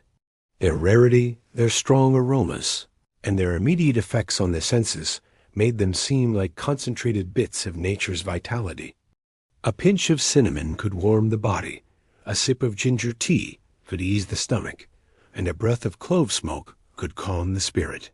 It was easy to imagine, then, that spices might be universal cures, remedies, capable of treating nearly every ailment. From headaches to heartache, from melancholy to plague, there was believed to be a spice for everything. In the ancient world, this belief was already well established. Indian Ayurvedic texts describe spices such as turmeric, ginger, and black pepper as essential medicines. Each was thought to balance the body's energies, known as dashas, and to restore harmony when sickness disturbed them. Turmeric was considered cleansing, ginger invigorating, and pepper stimulating. These ideas would echo far beyond India, carried along the trade routes that spread not only goods but also knowledge. By the time spices reached the Mediterranean, their reputation as medicine was already centuries old. Greek and Roman physicians eagerly adopted these beliefs. Hippocrates, often called the father of medicine, included spices in his treatments, and later writers like Dioscorides cataloged them in detail. Cinnamon was said to improve digestion, saffron to lift the mood, and pepper to clear congestion. Galen, whose theories of humors dominated European medicine for centuries, classified spices as warming substances that could counteract cold and damp humors. In a world where illness was thought to result from imbalance, spices seemed like perfect tools to restore equilibrium. Their heat, their color, and their strength all testified to their power. In medieval Europe, these ideas expanded into a near-universal faith in the healing powers of spices. Apothecaries stocked their shelves with jars of nutmeg, ginger, cinnamon, and clove, selling them as treatments for everything from toothaches to childbirth pains. Recipes for universal antidotes often included a mix of spices, ground into powders and blended with honey or wine. The belief was that their combined strength could ward off poison, strengthen the heart, and protect against illness of all kinds. To sip a spiced cordial was to drink life itself, condensed into a warming draught. The association between spices and health was reinforced by their rarity and expense. If something cost as much as gold, surely it must be powerful. This logic made sense in a time when the line between luxury and medicine was thin. What was rare was valuable, and what was valuable was assumed to be effective. Wealthy households not only cooked with spices, but also dosed themselves with them as daily tonics. To season a dish was to do more than add flavor. It was to preserve health, to fortify the body against unseen threats. Spices were also believed to counteract poison, a constant fear among the wealthy and powerful. Rulers who lived under the shadow of assassination were eager for any protection they could find. Physicians recommended spices as antidotes, and some even believed that regular consumption could render a person immune to toxins. Cloves, in particular, were thought to cleanse the blood, while nutmeg was said to neutralize harmful substances. In courts and palaces, the presence of spice was not just culinary, it was defensive, a daily shield against betrayal. The universal cure reputation extended to emotional and spiritual health as well. Saffron was prescribed for melancholy, its golden color thought to brighten the spirit. Cinnamon was recommended for fatigue, believed to invigorate the heart. Ginger was offered as a remedy for lethargy, a spark to revive the body's inner fire. In this way, spices blurred the line between medicine and magic, becoming tools not only for healing the body, but for uplifting the soul. To smell their fragrance or taste their heat was to feel, if only briefly, the touch of vitality. Even the great scourge of plague was thought to yield to spices. Physicians carried pomanders, small containers filled with aromatic spices and herbs, that they held to their noses in infected areas. The idea was that the pleasant aroma would repel the foul air believed to carry disease. Nutmeg, cloves, and cinnamon often filled these pomanders, transforming them into portable shields. Families who could afford it burned spices in their homes, hoping to purify the air. Though ineffective against the true cause of plague, these practices gave people hope and comfort, which were themselves precious in dark times. In many ways, the belief in spices as universal cures was reinforced by their real, though limited, effects. Ginger does ease nausea, cloves do have mild numbing properties, and cinnamon does have antimicrobial qualities. Though people did not understand the science behind these effects, they recognized that spices worked in ways other foods did not. This grain of truth gave credibility to far grander claims. If ginger could calm the stomach, why not also heal the heart? If clove oil could numb a toothache, why not also ward off poison? The leap from observation to universal belief was a small one. Over time, however, this faith began to face challenges. As medical knowledge advanced in the early modern period, physicians began to question whether spices truly held such wide-ranging powers. New remedies emerged, and the monopoly of spices over the imagination of health began to wane. Yet even as their role as universal cures diminished, their place in daily life remained secure. Spices had shaped centuries of medical thought, leaving behind traditions that still echo in home remedies and folk practices today. To see spices as universal cures was to see them as more than food, more than luxury. They were life distilled, concentrated into tiny, fragrant forms. They promised protection, healing, and balance in a world where sickness was constant and remedies scarce. Even now, when we sip ginger tea for nausea or use clove oil for a toothache, we unknowingly continue the legacy of those ancient beliefs. From the world of medicine, we now move to the realm of society. For while spices were thought to heal the body, they also carried powerful social meanings. To own them, to serve them, to display them, these were markers of status, symbols that distinguished the wealthy from the poor. Let us explore how spices came to be not only cures and protectors, but also badges of class and identity. In a world without refrigerators, supermarkets, or global shipping, spices were not merely kitchen ingredients. They were treasures, carried across deserts on the backs of camels and across oceans in the holds of ships. Their rarity made them costly, and their cost made them symbols. To sprinkle cinnamon into a stew, to sip wine infused with saffron, or to serve gingerbread at a feast was not only a matter of taste. It was a declaration of wealth, refinement, and power. Spices became badges of social class, distinguishing the tables of the rich from those of the poor, and shaping the rituals of daily life in ways that went far beyond the dining hall. The connection between spices and status began early. In the Ramang Empire, pepper was not only prized as a flavor, but used as currency. When Alaric the Visigoth besieged Rome in 408 CE, part of the ransom he demanded included 3,000 pounds of pepper. That demand reveals more than the value of the spice. It reveals its symbolic weight. Pepper was wealth made tangible, a substance whose possession conferred prestige. To own pepper was to display connection to global trade, to the far-off lands of India where it grew, and to the networks of merchants who risked their lives to carry it. It was proof of being part of a world-spanning economy, something most people could only imagine. In medieval Europe, this association deepened. The aristocracy used spices in almost every aspect of dining, from meats to sweets to wines. Banquets hosted by kings and nobles overflowed with spiced dishes, each one a signal of status. The more elaborate the blend of spices, the greater the display of wealth. Ordinary households might have a pinch of pepper or a sprig of local herb, but only the wealthy could afford saffron threads or nutmeg grated fresh at the table. To serve these was to remind guests of the host's power and prosperity. The aroma alone announced privilege, filling the air with a message more eloquent than words.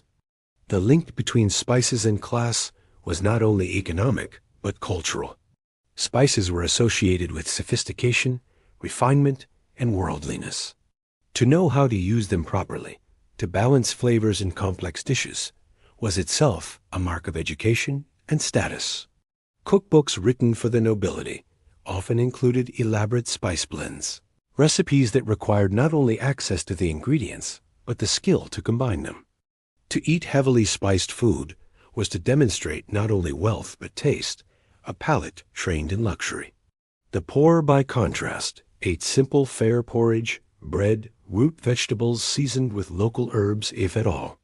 The difference between their meals and those of the rich was as much symbolic as it was nutritional. Spices also became gifts of immense significance. To present a pouch of saffron or a jar of cinnamon was to bestow honor, recognition, and even alliance. Diplomats used spices as tokens in negotiations, and kings included them in dowries and tributes. A gift of spice was not casual. It was a statement of esteem. Its rarity made it precious, and its foreignness made it exotic, turning each grain or thread into a message of wealth and connection. To receive spices was to be reminded of one's place in a network of privilege. Even architecture reflected the social symbolism of spices. In some wealthy households, spice cabinets carefully crafted and locked were status symbols in themselves. To open such a cabinet and reveal jars of cloves, nutmeg, or saffron was to open a treasure chest. Guests might be shown these stores as proof of prosperity. The possession of spices became almost a performance, a way to display not only wealth, but the ability to access the farthest corners of the world. For many, spices were as much about being seen as about being tasted. This association extended beyond the dining hall into medicine and religion. Because spices were costly, only the wealthy could use them freely in remedies or in offerings to the church. Monasteries cultivated small amounts, but the grand displays incense thick with cinnamon and cloves, ointments infused with saffron, were reserved for the powerful. Ordinary people might smell the incense at Mass, but they rarely had access to it in their homes. Thus, even the scent of spice became a reminder of hierarchy, a fragrance of privilege drifting through sacred spaces. The symbolism of spice was not without criticism. Some moralists and preachers condemned the rich for their indulgence, arguing that the excessive use of spices was wasteful and sinful. They pointed to the disparity between the lavish banquets of the wealthy and the meager meals of the poor. To them, spices symbolized greed and corruption as much as refinement. Yet such critiques only reinforced the idea that spices marked social class. To criticize their use was to acknowledge their significance, their role as dividing lines in society. As the age of exploration dawned, the hunger for spices drove nations to expand, conquer, and colonize. European powers sought direct control of spice sources, not only for profit, but for prestige. The possession of spice islands was a mark of empire, and the flow of cinnamon or nutmeg into Europe became a symbol of national as well as personal wealth. The social status of spices expanded from the household to the level of kingdoms, shaping global politics as much as individual banquets. Even as spices became more common in later centuries, their aura of prestige lingered. Gingerbread at a fair, mulled wine at Christmas, saffron in a festive dish, these retained their associations with celebration, refinement, and specialness. To this day, the presence of spice in holiday foods carries echoes of their past status. They transform ordinary meals into feasts, everyday moments into rituals of wealth and joy. The story of spices as markers of class and status reminds us that food is never just sustenance. It is culture, identity, and power. The tiny seeds and threads that flavored meals carried with them the weight of empires and the symbols of privilege. To taste spice was to taste the hierarchy of society itself. From the glittering tables of the wealthy, we now move to even more extraordinary beliefs. That spices might not only signal status or cure illness, but perhaps even cheat death. In some traditions, spices were thought to hold the key to longevity, even immortality itself. Let us now turn to those strange hopes and the myths of spices as sources of eternal life. Among the many strange beliefs surrounding spices, none was more ambitious or alluring than the idea that they could grant longevity or even immortality. For people living in times when life was often short and uncertain, the dream of extending one's days, of keeping illness and death at bay, was irresistible. Spices, with their exotic origins, intoxicating scents, and undeniable effects on the body, seemed like natural candidates for such hopes. If they could heal fevers, protect against plague, and lift melancholy, why could they not also slow the march of time itself? Across cultures, stories arose linking spices to long life and eternal youth. In ancient India, Ayurvedic texts often described spices as life-enhancing. Turmeric, ginger, and black pepper were not only treatments for ailments, but tonics believed to preserve vitality. The bright color of turmeric symbolized purity and renewal, while ginger was thought to stimulate the inner fire of life itself. To incorporate these spices into daily diet and medicine was to weave a thread of resilience into one's existence. Though the word immortality may not always have been used, the goal of prolonging life, of holding off decay, was central to these traditions. The ancient Persians, too, associated saffron with vitality and longevity. Its golden threads, painstakingly gathered from crocus flowers, were seen as infused with the warmth of the sun. To drink wine laced with saffron was believed to invigorate the heart and prolong youth. In some Persian myths, saffron was even tied to divine blessing, a gift from the gods to humanity, a reminder that life itself was touched by the sacred.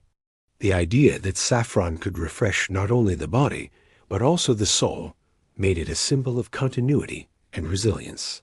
In Greece, spices appeared in myths that brushed against the theme of immortality. The story of Crocus, transformed into the saffron flower, carried with it the suggestion that spice could be a means of transcendence, a way of leaving mortality behind. The golden color of saffron and the warming fire of cinnamon were linked in the imagination to divine realms. Even the philosophers speculated on the role of diet and spices in extending life.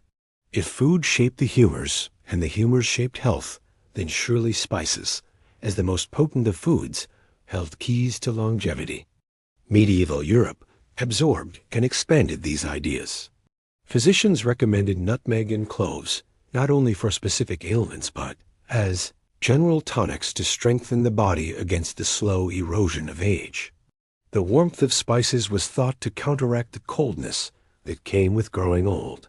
To keep the body warm, to keep the blood moving, was to stave off decline. Recipes for elixirs of life often included a blend of spices, ground fine, and mixed with honey or wine. These elixirs were sold at high prices, marketed as the closest thing to eternal youth that money could buy. To drink them was not only an act of health, it was an act of hope. The most famous of these was perhaps the theriac, a complex mixture of dozens of ingredients, among them cinnamon, ginger, and saffron. Originally devised in antiquity as an antidote to poison, it evolved into a universal remedy said to cure disease and prolong life. Apothecaries in medieval and Renaissance Europe guarded their recipes closely, and rulers often kept theriac in their private stores. Its reputation was so great that it was sometimes prepared in public ceremonies, with much pomp and ritual to emphasize its importance. To taste theriac was to taste a promise of survival, perhaps even of outlasting death itself. Islamic medical traditions also contributed to these beliefs. Writers of the Golden Age, such as Avicenna, described spices as stimulants of vitality and protectors of health. Nutmeg and cinnamon were said to strengthen the heart, while saffron could lift the mood and brighten the mind. These qualities, taken together, suggested not only healing but preservation, a slowing of decline. In a spiritual sense, spices were seen as gifts from God, tokens of divine generosity that allowed humanity to taste a hint of eternity. Legends even arose of rulers and mystics who sought immortality through spices. Tales told of Chinese emperors who sent expeditions in search of elixirs, blending cinnamon, ginger, and other rare ingredients in their quest for eternal youth. European alchemists, too, experimented with spice-laden brews, seeking to unlock the secrets of life extension. Though their efforts failed, the persistence of these myths shows how powerful the belief in spices as more than food truly was. They were fragments of paradise, seeds of the eternal, glimpses of immortality hidden in plain sight. The irony, of course, is that while spices could not halt death, they did contribute to a longer, healthier life in some small ways. Ginger did ease digestion, cloves did relieve pain, and cinnamon did fight bacteria. In a time when such benefits could make the difference between survival and sickness, spices truly did extend life, even if only by days or years. This kernel of truth fed the greater myth, allowing hope to flourish. The promise of immortality may have been exaggerated, but the desire for it was real, and spices became the vessels for that desire. Even today, echoes of these beliefs remain. Advertisements tout turmeric as a superfood, ginger as a booster of vitality, cinnamon as a regulator of health. Modern science may not promise immortality, but it still celebrates the life-enhancing qualities of these ancient spices. In every capsule of turmeric or cup of ginger tea, there lingers the old dream that nature has hidden in these flavors the secret to prolonging life. From the lofty hopes of immortality, we now descend into the solemn halls of faith, where spices played not only medicinal and social roles, but sacred ones. Burned in temples, scattered on altars, mixed into holy oil, spices became symbols of devotion, their fragrances rising to the heavens. Let us now explore the place of spices in religious ritual, where their scent mingled with prayer, and their presence marked the boundary between the human and the divine. From the flicker of candles in a darkened chapel to the chants of monks in echoing stone halls, the medieval religious world was filled with sights, sounds, and smells designed to elevate the mind toward the divine. Among these, fragrance played a central role, and spices were at the heart of it. Cinnamon, cloves, nutmeg, saffron, and other precious aromatics were not simply luxuries for the table. They were offerings for heaven, their rising smoke a visible and tangible symbol of prayer. In an age when the senses were believed to shape the soul, spices bridged the human and the divine, making the unseen world present in the air itself. The use of spices in ritual had deep roots.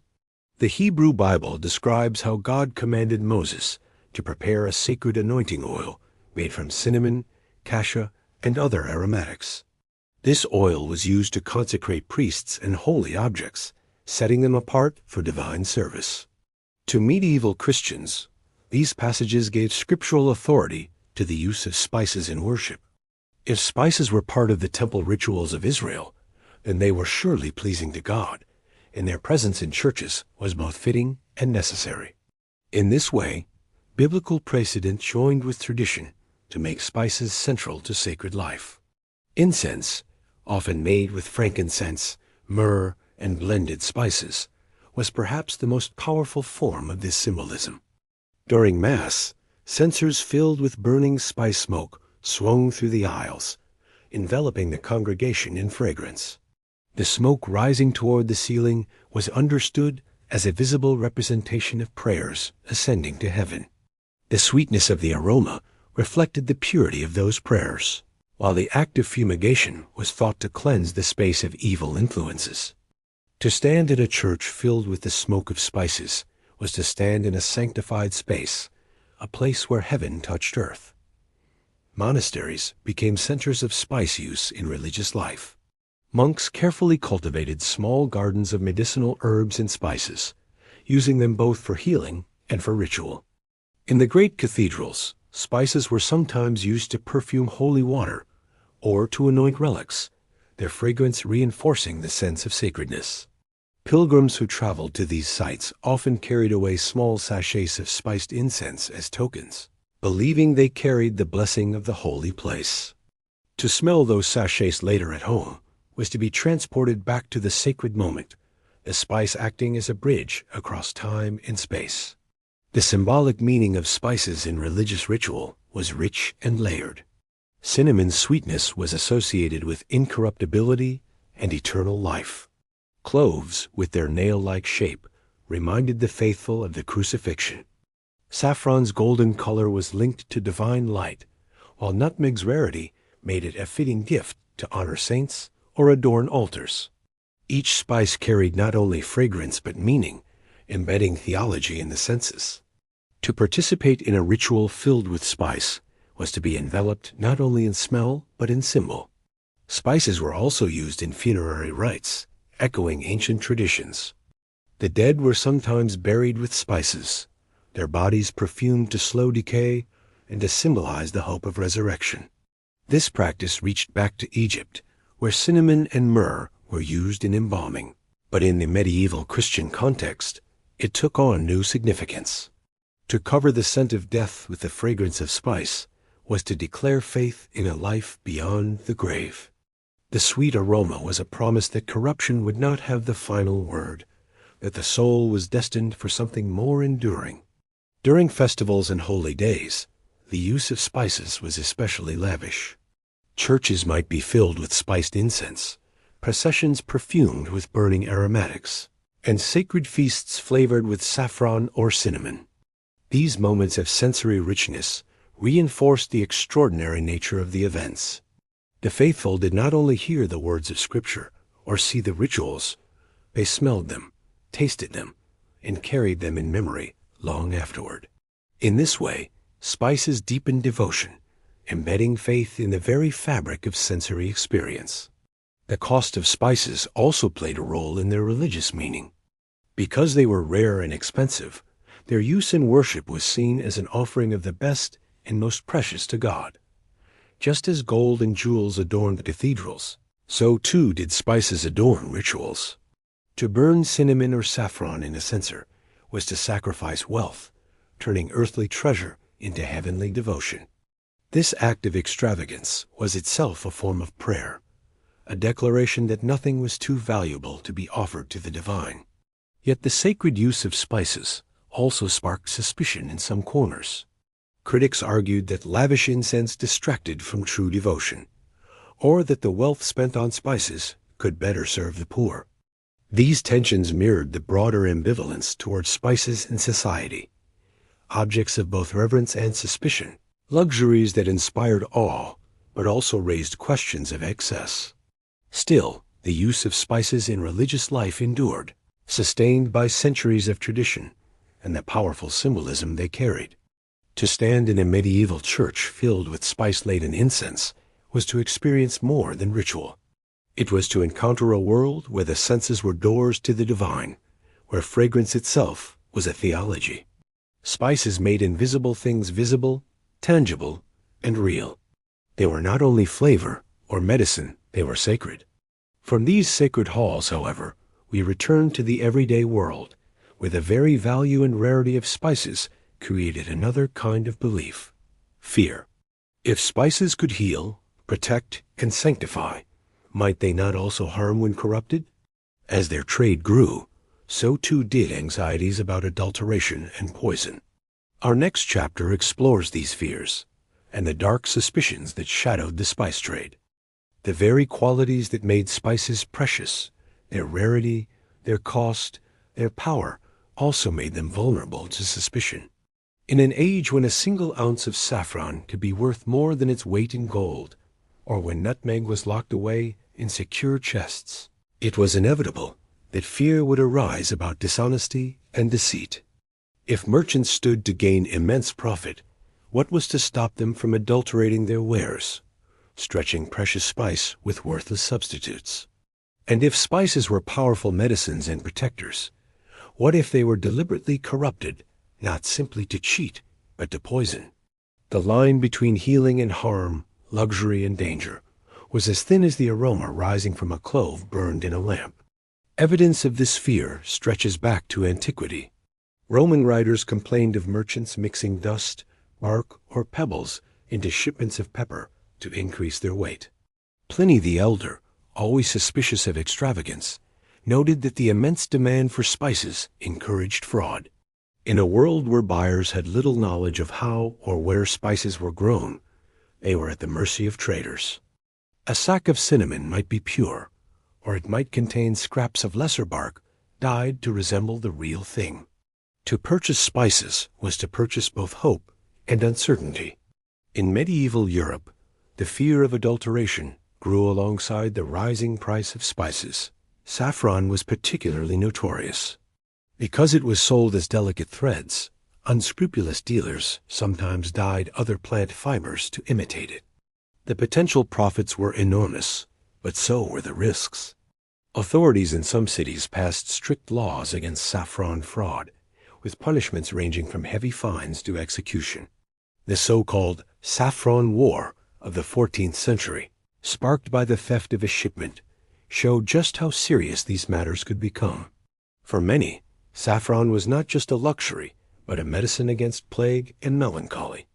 To adulterate, it was to endanger lives, and so fraud was seen not only as theft, but as a crime against the community. Nutmeg and cloves were also subject to suspicion. Because they were traded in whole form, they were harder to adulterate, but powders were more easily tampered with. Ground spices could be stretched with flour, sawdust, or less costly herbs. Buyers who wanted assurance often paid a premium for whole spices they could grind themselves. This practice continues even today, a faint echo of centuries of caution. The anxiety that someone somewhere might be cheating you was part of the very experience of buying spice. But beyond fraud lay a darker fear that spices could be used as tools of poison. In courts and palaces, where intrigue and rivalry were constant, the possibility that a dish seasoned with cinnamon or nutmeg might conceal a deadly dose was ever present. Spices masked the taste of food, and so they were seen as natural accomplices for poisoners. Rumors abounded of enemies slipping toxins into spiced wines or saffron-laced stews. The very luxury that made spices desirable also made them dangerous. A banquet filled with fragrance and flavor was also, in the imagination of many, a place of risk. This fear was reinforced by the ambiguous role of spices in medicine and magic. If nutmeg could warm the body and stir desire, could it not also inflame it dangerously? If saffron could brighten the mood, could it not also unbalance the mind? Physicians debated the appropriate doses of spices, warning that excess could be harmful. Overindulgence in nutmeg, for instance, was believed to cause delirium, a belief that, intriguingly, has some basis in reality, as large amounts of nutmeg can indeed have psychoactive effects. The boundary between medicine and poison was thin, and spices stood precariously on that edge. Cultural suspicion also played a role. Spices came from distant lands, harvested by unfamiliar hands, transported by foreign merchants. Their exotic origins made them both alluring and suspect. To some Europeans, the very foreignness of spices suggested hidden dangers, as though they carried not only flavor, but secret malice. In times of xenophobia or political tension, these suspicions could intensify. painting spices as symbols of deceit or treachery. Merchants from abroad might be accused not only of fraud but of conspiracy, their wares tangled in the fears of the age. The church sometimes reinforced these anxieties. While incense and spice-laden oils were part of sacred ritual, excessive use of spices in daily life was occasionally condemned as indulgent, even sinful. Some moralists warned that spices inflamed lust and gluttony, leading the soul astray.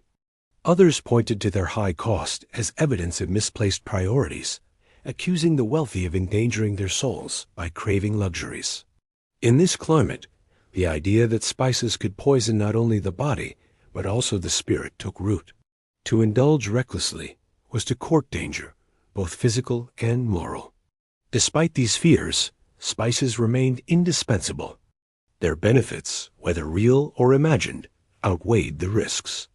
People developed strategies to mitigate their anxieties, buying whole spices, trusting reputable merchants, relying on guild regulations, and invoking divine blessing over their food. The very existence of these practices reveals how deep the concern ran. To eat a spiced dish was to enjoy not only flavor, but also relief at having avoided danger. The act of seasoning became, in its own way, a balancing act between pleasure and peril. In the end, a fear of adulteration and poison only heightened the aura of spices. They were never neutral substances. They were potent, powerful, and unpredictable. To sprinkle saffron into a pot or grind pepper over a meal was to handle something that could bless or betray. This tension made spices symbols of life's fragility, reminders that even in luxury there lurked risk. From this precarious edge, we move into yet another realm where spices were thought to hold influence, not over food or medicine, but over the stars themselves. For in the medieval imagination, spices were not only earthly treasures, but cosmic ones, their powers tied to the movements of planets and the mysteries of astrology. In the medieval imagination, the heavens and the earth were bound together by invisible threads. The stars and planets did not simply shine above. They exerted influence over human life, shaping health, fortune, and even personality. Medicine, agriculture, and daily rituals were often guided by astrology, and it was in this cosmic framework that spices found yet another layer of meaning. If each spice carried warmth, sharpness, or sweetness, then surely those qualities reflected not only earthly properties, but celestial ones. Spices became linked with the planets, their powers explained not only by taste and aroma, but by their alignment with the stars. Astrological medicine, which blended Greek, Roman, and Arabic traditions, dominated much of European thought in the Middle Ages. Physicians believed the body was governed by the four humors: blood, phlegm, yellow bile, and black bile, each associated with qualities of hot, cold, moist, and dry. The stars, too, were thought to influence these humors, and so remedies often combined astrology with pharmacology. Spices, with their strong and distinctive properties, were natural candidates for such associations. They were mapped onto the heavens, given planetary rulers, and prescribed according to celestial alignments. Cinnamon, for instance, was often associated with the sun. Its warmth and sweetness mirrored the life-giving heat of the solar orb, and so it was thought to invigorate the heart and lift the spirit, just as sunlight brightened the world. Saffron, with its golden hue, was also linked to the sun, believed to bring joy and drive away melancholy. To consume these spices when the sun was in a favorable position was thought to magnify their effects, aligning the body's inner fire with the celestial fire above. Pepper, sharp and biting, was connected to Mars, the planet of war and heat. Its fiery sting reflected martial qualities: strength, aggression, vitality. Physicians might prescribe pepper for those suffering from cold and sluggish humors, recommending it when Mars was ascendant to maximize its potency. Ginger, too, was often placed under Mars's dominion, its warming effect thought to inflame passion and energy. These associations gave spices not only medicinal significance, but cosmic resonance. They were earthly echoes of heavenly powers. Nutmeg and cloves, by contrast, were often linked with Venus, the planet of love and harmony. Their sweet fragrances and associations with romance made them fitting companions to the goddess of beauty. Love potions that included nutmeg or clove were believed to work more effectively when Venus shone brightly in the sky. The very timing of preparation mattered. To grind spices under a favorable planetary alignment was to draw down celestial influence into the mixture. In this way, spices became not only physical ingredients, but conduits of astral energy. Astrological tables and medical texts of the time are filled with these correspondences. Saffron under the sun for melancholy, ginger under Mars for weakness, cinnamon under Jupiter for digestion and prosperity. Each spice was a miniature cosmos, reflecting and channeling the movements of the heavens. To use them properly required not only knowledge of plants, but of astrology. A physician's skill lay in aligning earth and sky, body and stars, through the careful use of spice. This way of thinking reveals the deep human desire to find order and connection in the universe. Spices were already mysterious, rare, potent, and costly. Placing them within the framework of astrology made them even more meaningful. They were not only gifts of the earth, but reflections of the heavens, proof that the cosmos cared for humanity by embedding healing power into creation. To drink spiced wine was to taste not only the labor of farmers and traders, but the influence of stars and planets, distilled into liquid warmth. The astrological use of spices also reinforced their role in ritual and magic. Spices burned as incense were thought to not only purify spaces, but also attune them to celestial forces. A house fumigated with saffron and cinnamon might draw in the blessings of the sun, while cloves burned at the right hour could invite the favor of Venus. These practices blurred the lines between religion, medicine, and magic, weaving spices into the fabric of daily and cosmic life alike. Not everyone accepted these ideas without question. Skeptics pointed out that the effects of spices seemed to work regardless of the stars, and critics accused astrologers of inflating their importance. Yet the allure of cosmic order was strong, and for many centuries, it shaped the way people understood not only spices, but all of nature. Even as science advanced and astrology declined in prestige, the associations lingered, their echoes found in folk remedies and symbolic uses long after formal belief faded. Today, we may smile at the idea of pepper ruled by Mars or cinnamon blessed by the sun, yet traces of these old connections remain. We still speak of fiery foods as energizing, of golden hues as uplifting, of sweet aromas as romantic.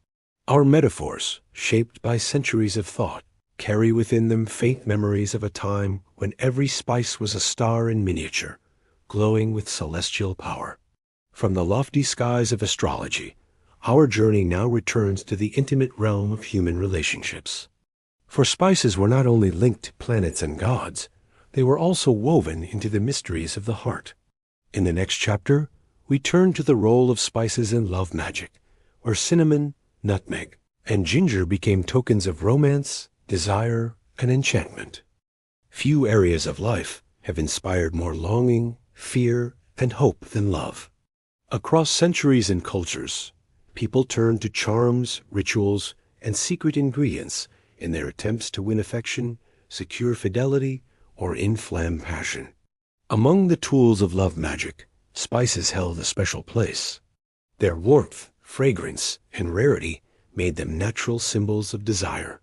To sip wine steeped with cinnamon, to carry nutmeg in a pouch, or to taste ginger in a sweet was not only to indulge the senses, it was, many believed, to invite love into one's life or to ensure that love already found would not fade.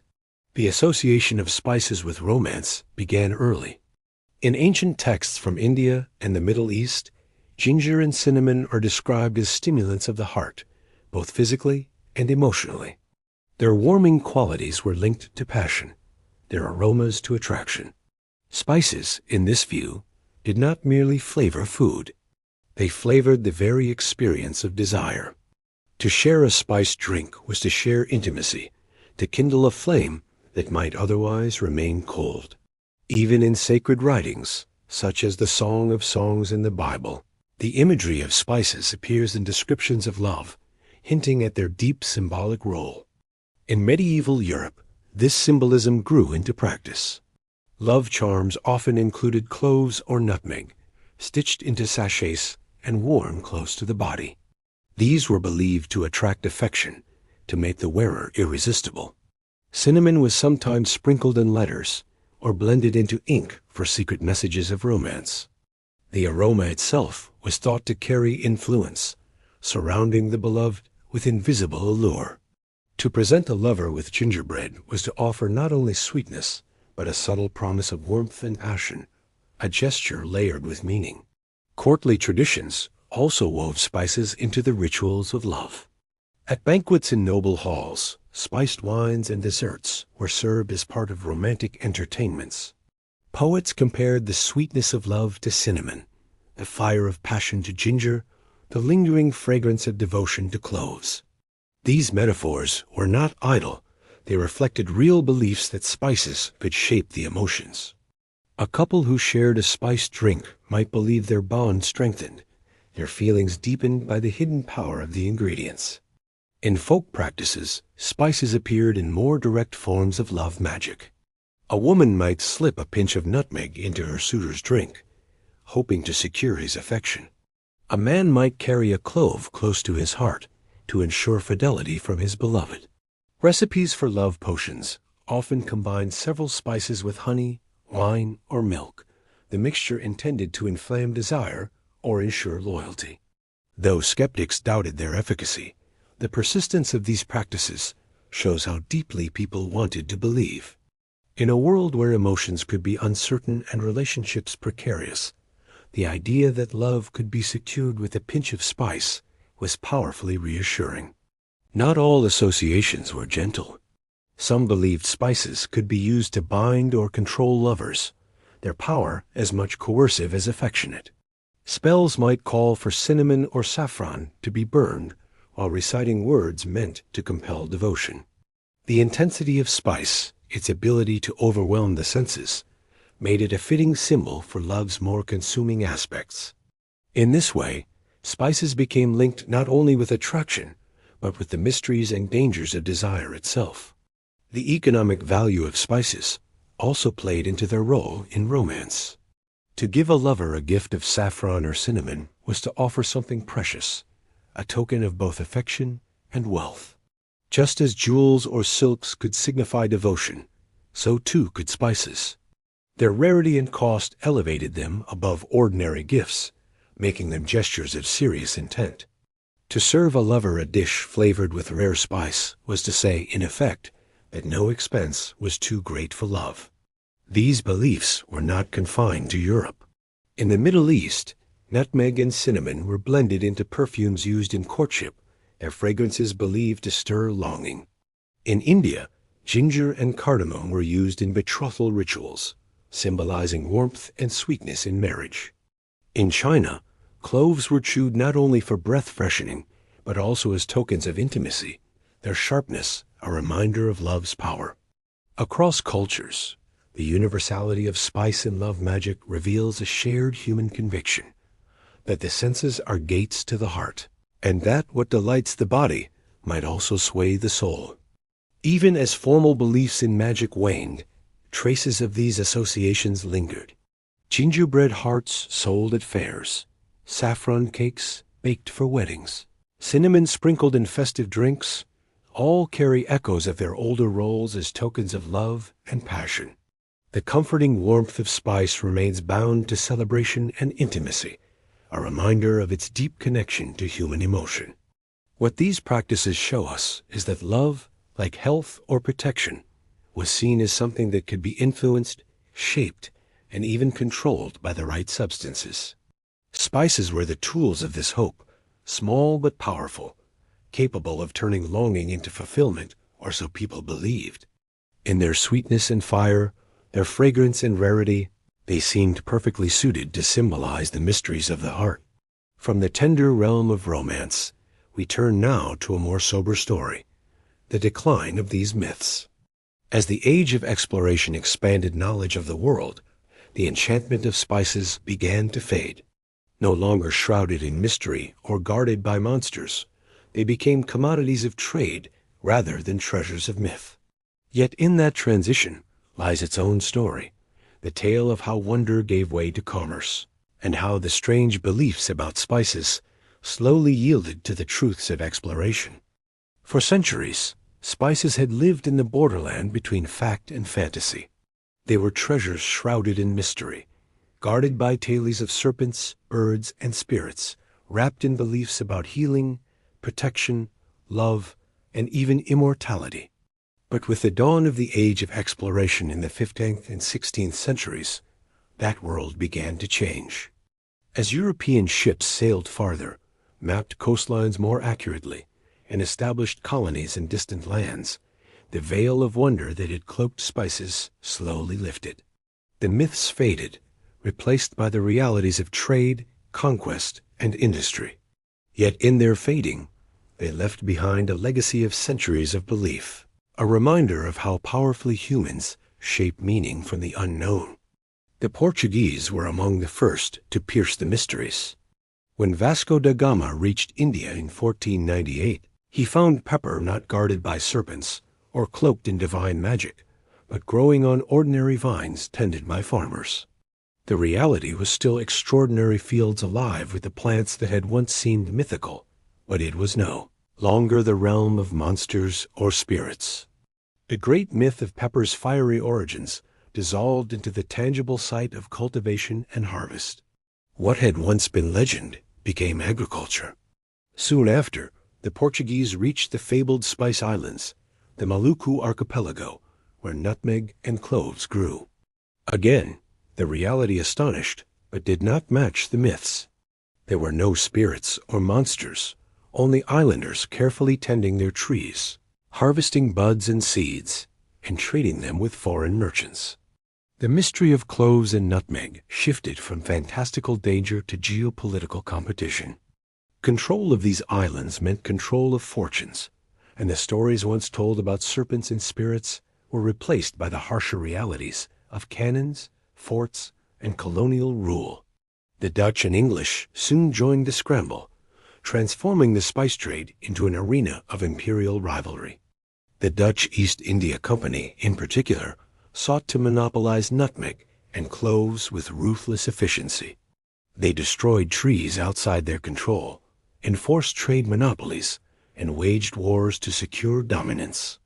Spices no longer carried the aura of mystery, they carried the weight of empire.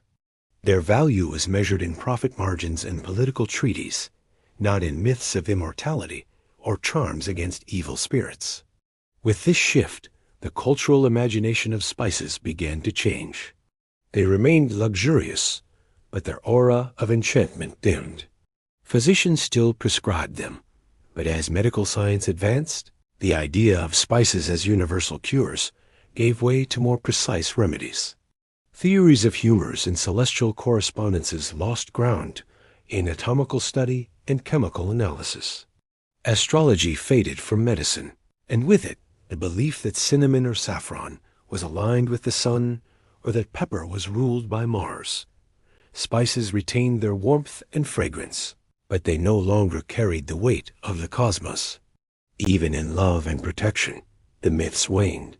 While gingerbread hearts still appeared at fairs and incense still filled churches, fewer people believed that nutmeg in a pouch could secure affection or that cloves at the threshold could keep away spirits. The rituals remained, but their meanings shifted from acts of magic to acts of tradition, from tools of belief to symbols of culture. The wonder that once wrapped spices gave way to nostalgia. Their old powers remembered, but no longer feared or relied upon. Yet the myths never vanished entirely. Even as science and exploration replaced fantasy with fact, the aura of spices endured in subtler forms. Cinnamon and saffron still carried associations with luxury, ginger with warmth and vitality, nutmeg with festivity and comfort. The stories of serpents and giant birds might no longer be believed, but they were retold in books, becoming part of the folklore of history. The fascination with spices lingered, not as truth, but as heritage, a testament to the human tendency to weave wonder into the ordinary. The age of exploration thus marked both an end and a beginning. It ended the era when spices were cloaked in mystery, when their origins were hidden and their powers imagined to stretch from the body to the soul. But it began an era when spices became part of global commerce, shaping empires, fueling colonization, and transforming diets across continents. The enchantment gave way to exploitation, and the myths gave way to markets. Yet even in this transformation, the old stories left their mark, shaping the way spices were remembered and celebrated. Today, when we sprinkle cinnamon on toast or stir ginger into tea, we rarely think of serpents, planets, or immortality. Yet traces of those beliefs remain in the cultural memory. We still call saffron golden and precious, still think of cloves as festive and warming, still link spices with celebration, comfort, and even romance. The myths may have declined, but their echoes remain, whispers of a time when the world was filled with mystery and every spice carried a story. And so, with the decline of spice myths, we arrive at the closing of our journey. From pepper and cinnamon to saffron and ginger, from the sacred halls of temples to the secret pouches of love charms, spices carried with them centuries of strange and wondrous beliefs. As those beliefs faded under the bright light of exploration, they left behind a legacy not only of flavor, but of imagination. It is to that legacy, and to the restful close of our story, that we now turn. And so, our long journey through the strange beliefs surrounding spices draws to a close. We began with pepper, small and unassuming, yet once worth its weight in gold, and thought to shield the body from sickness.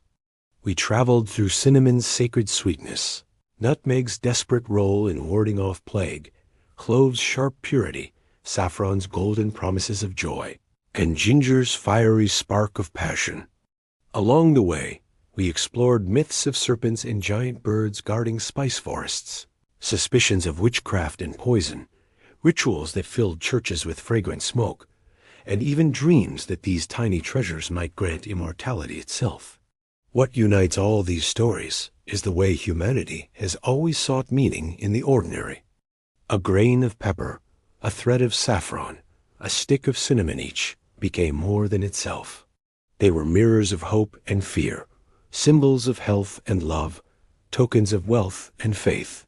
They reveal how people, faced with uncertainty and longing, turn to the natural world for answers, weaving myths and rituals that gave comfort and order to life.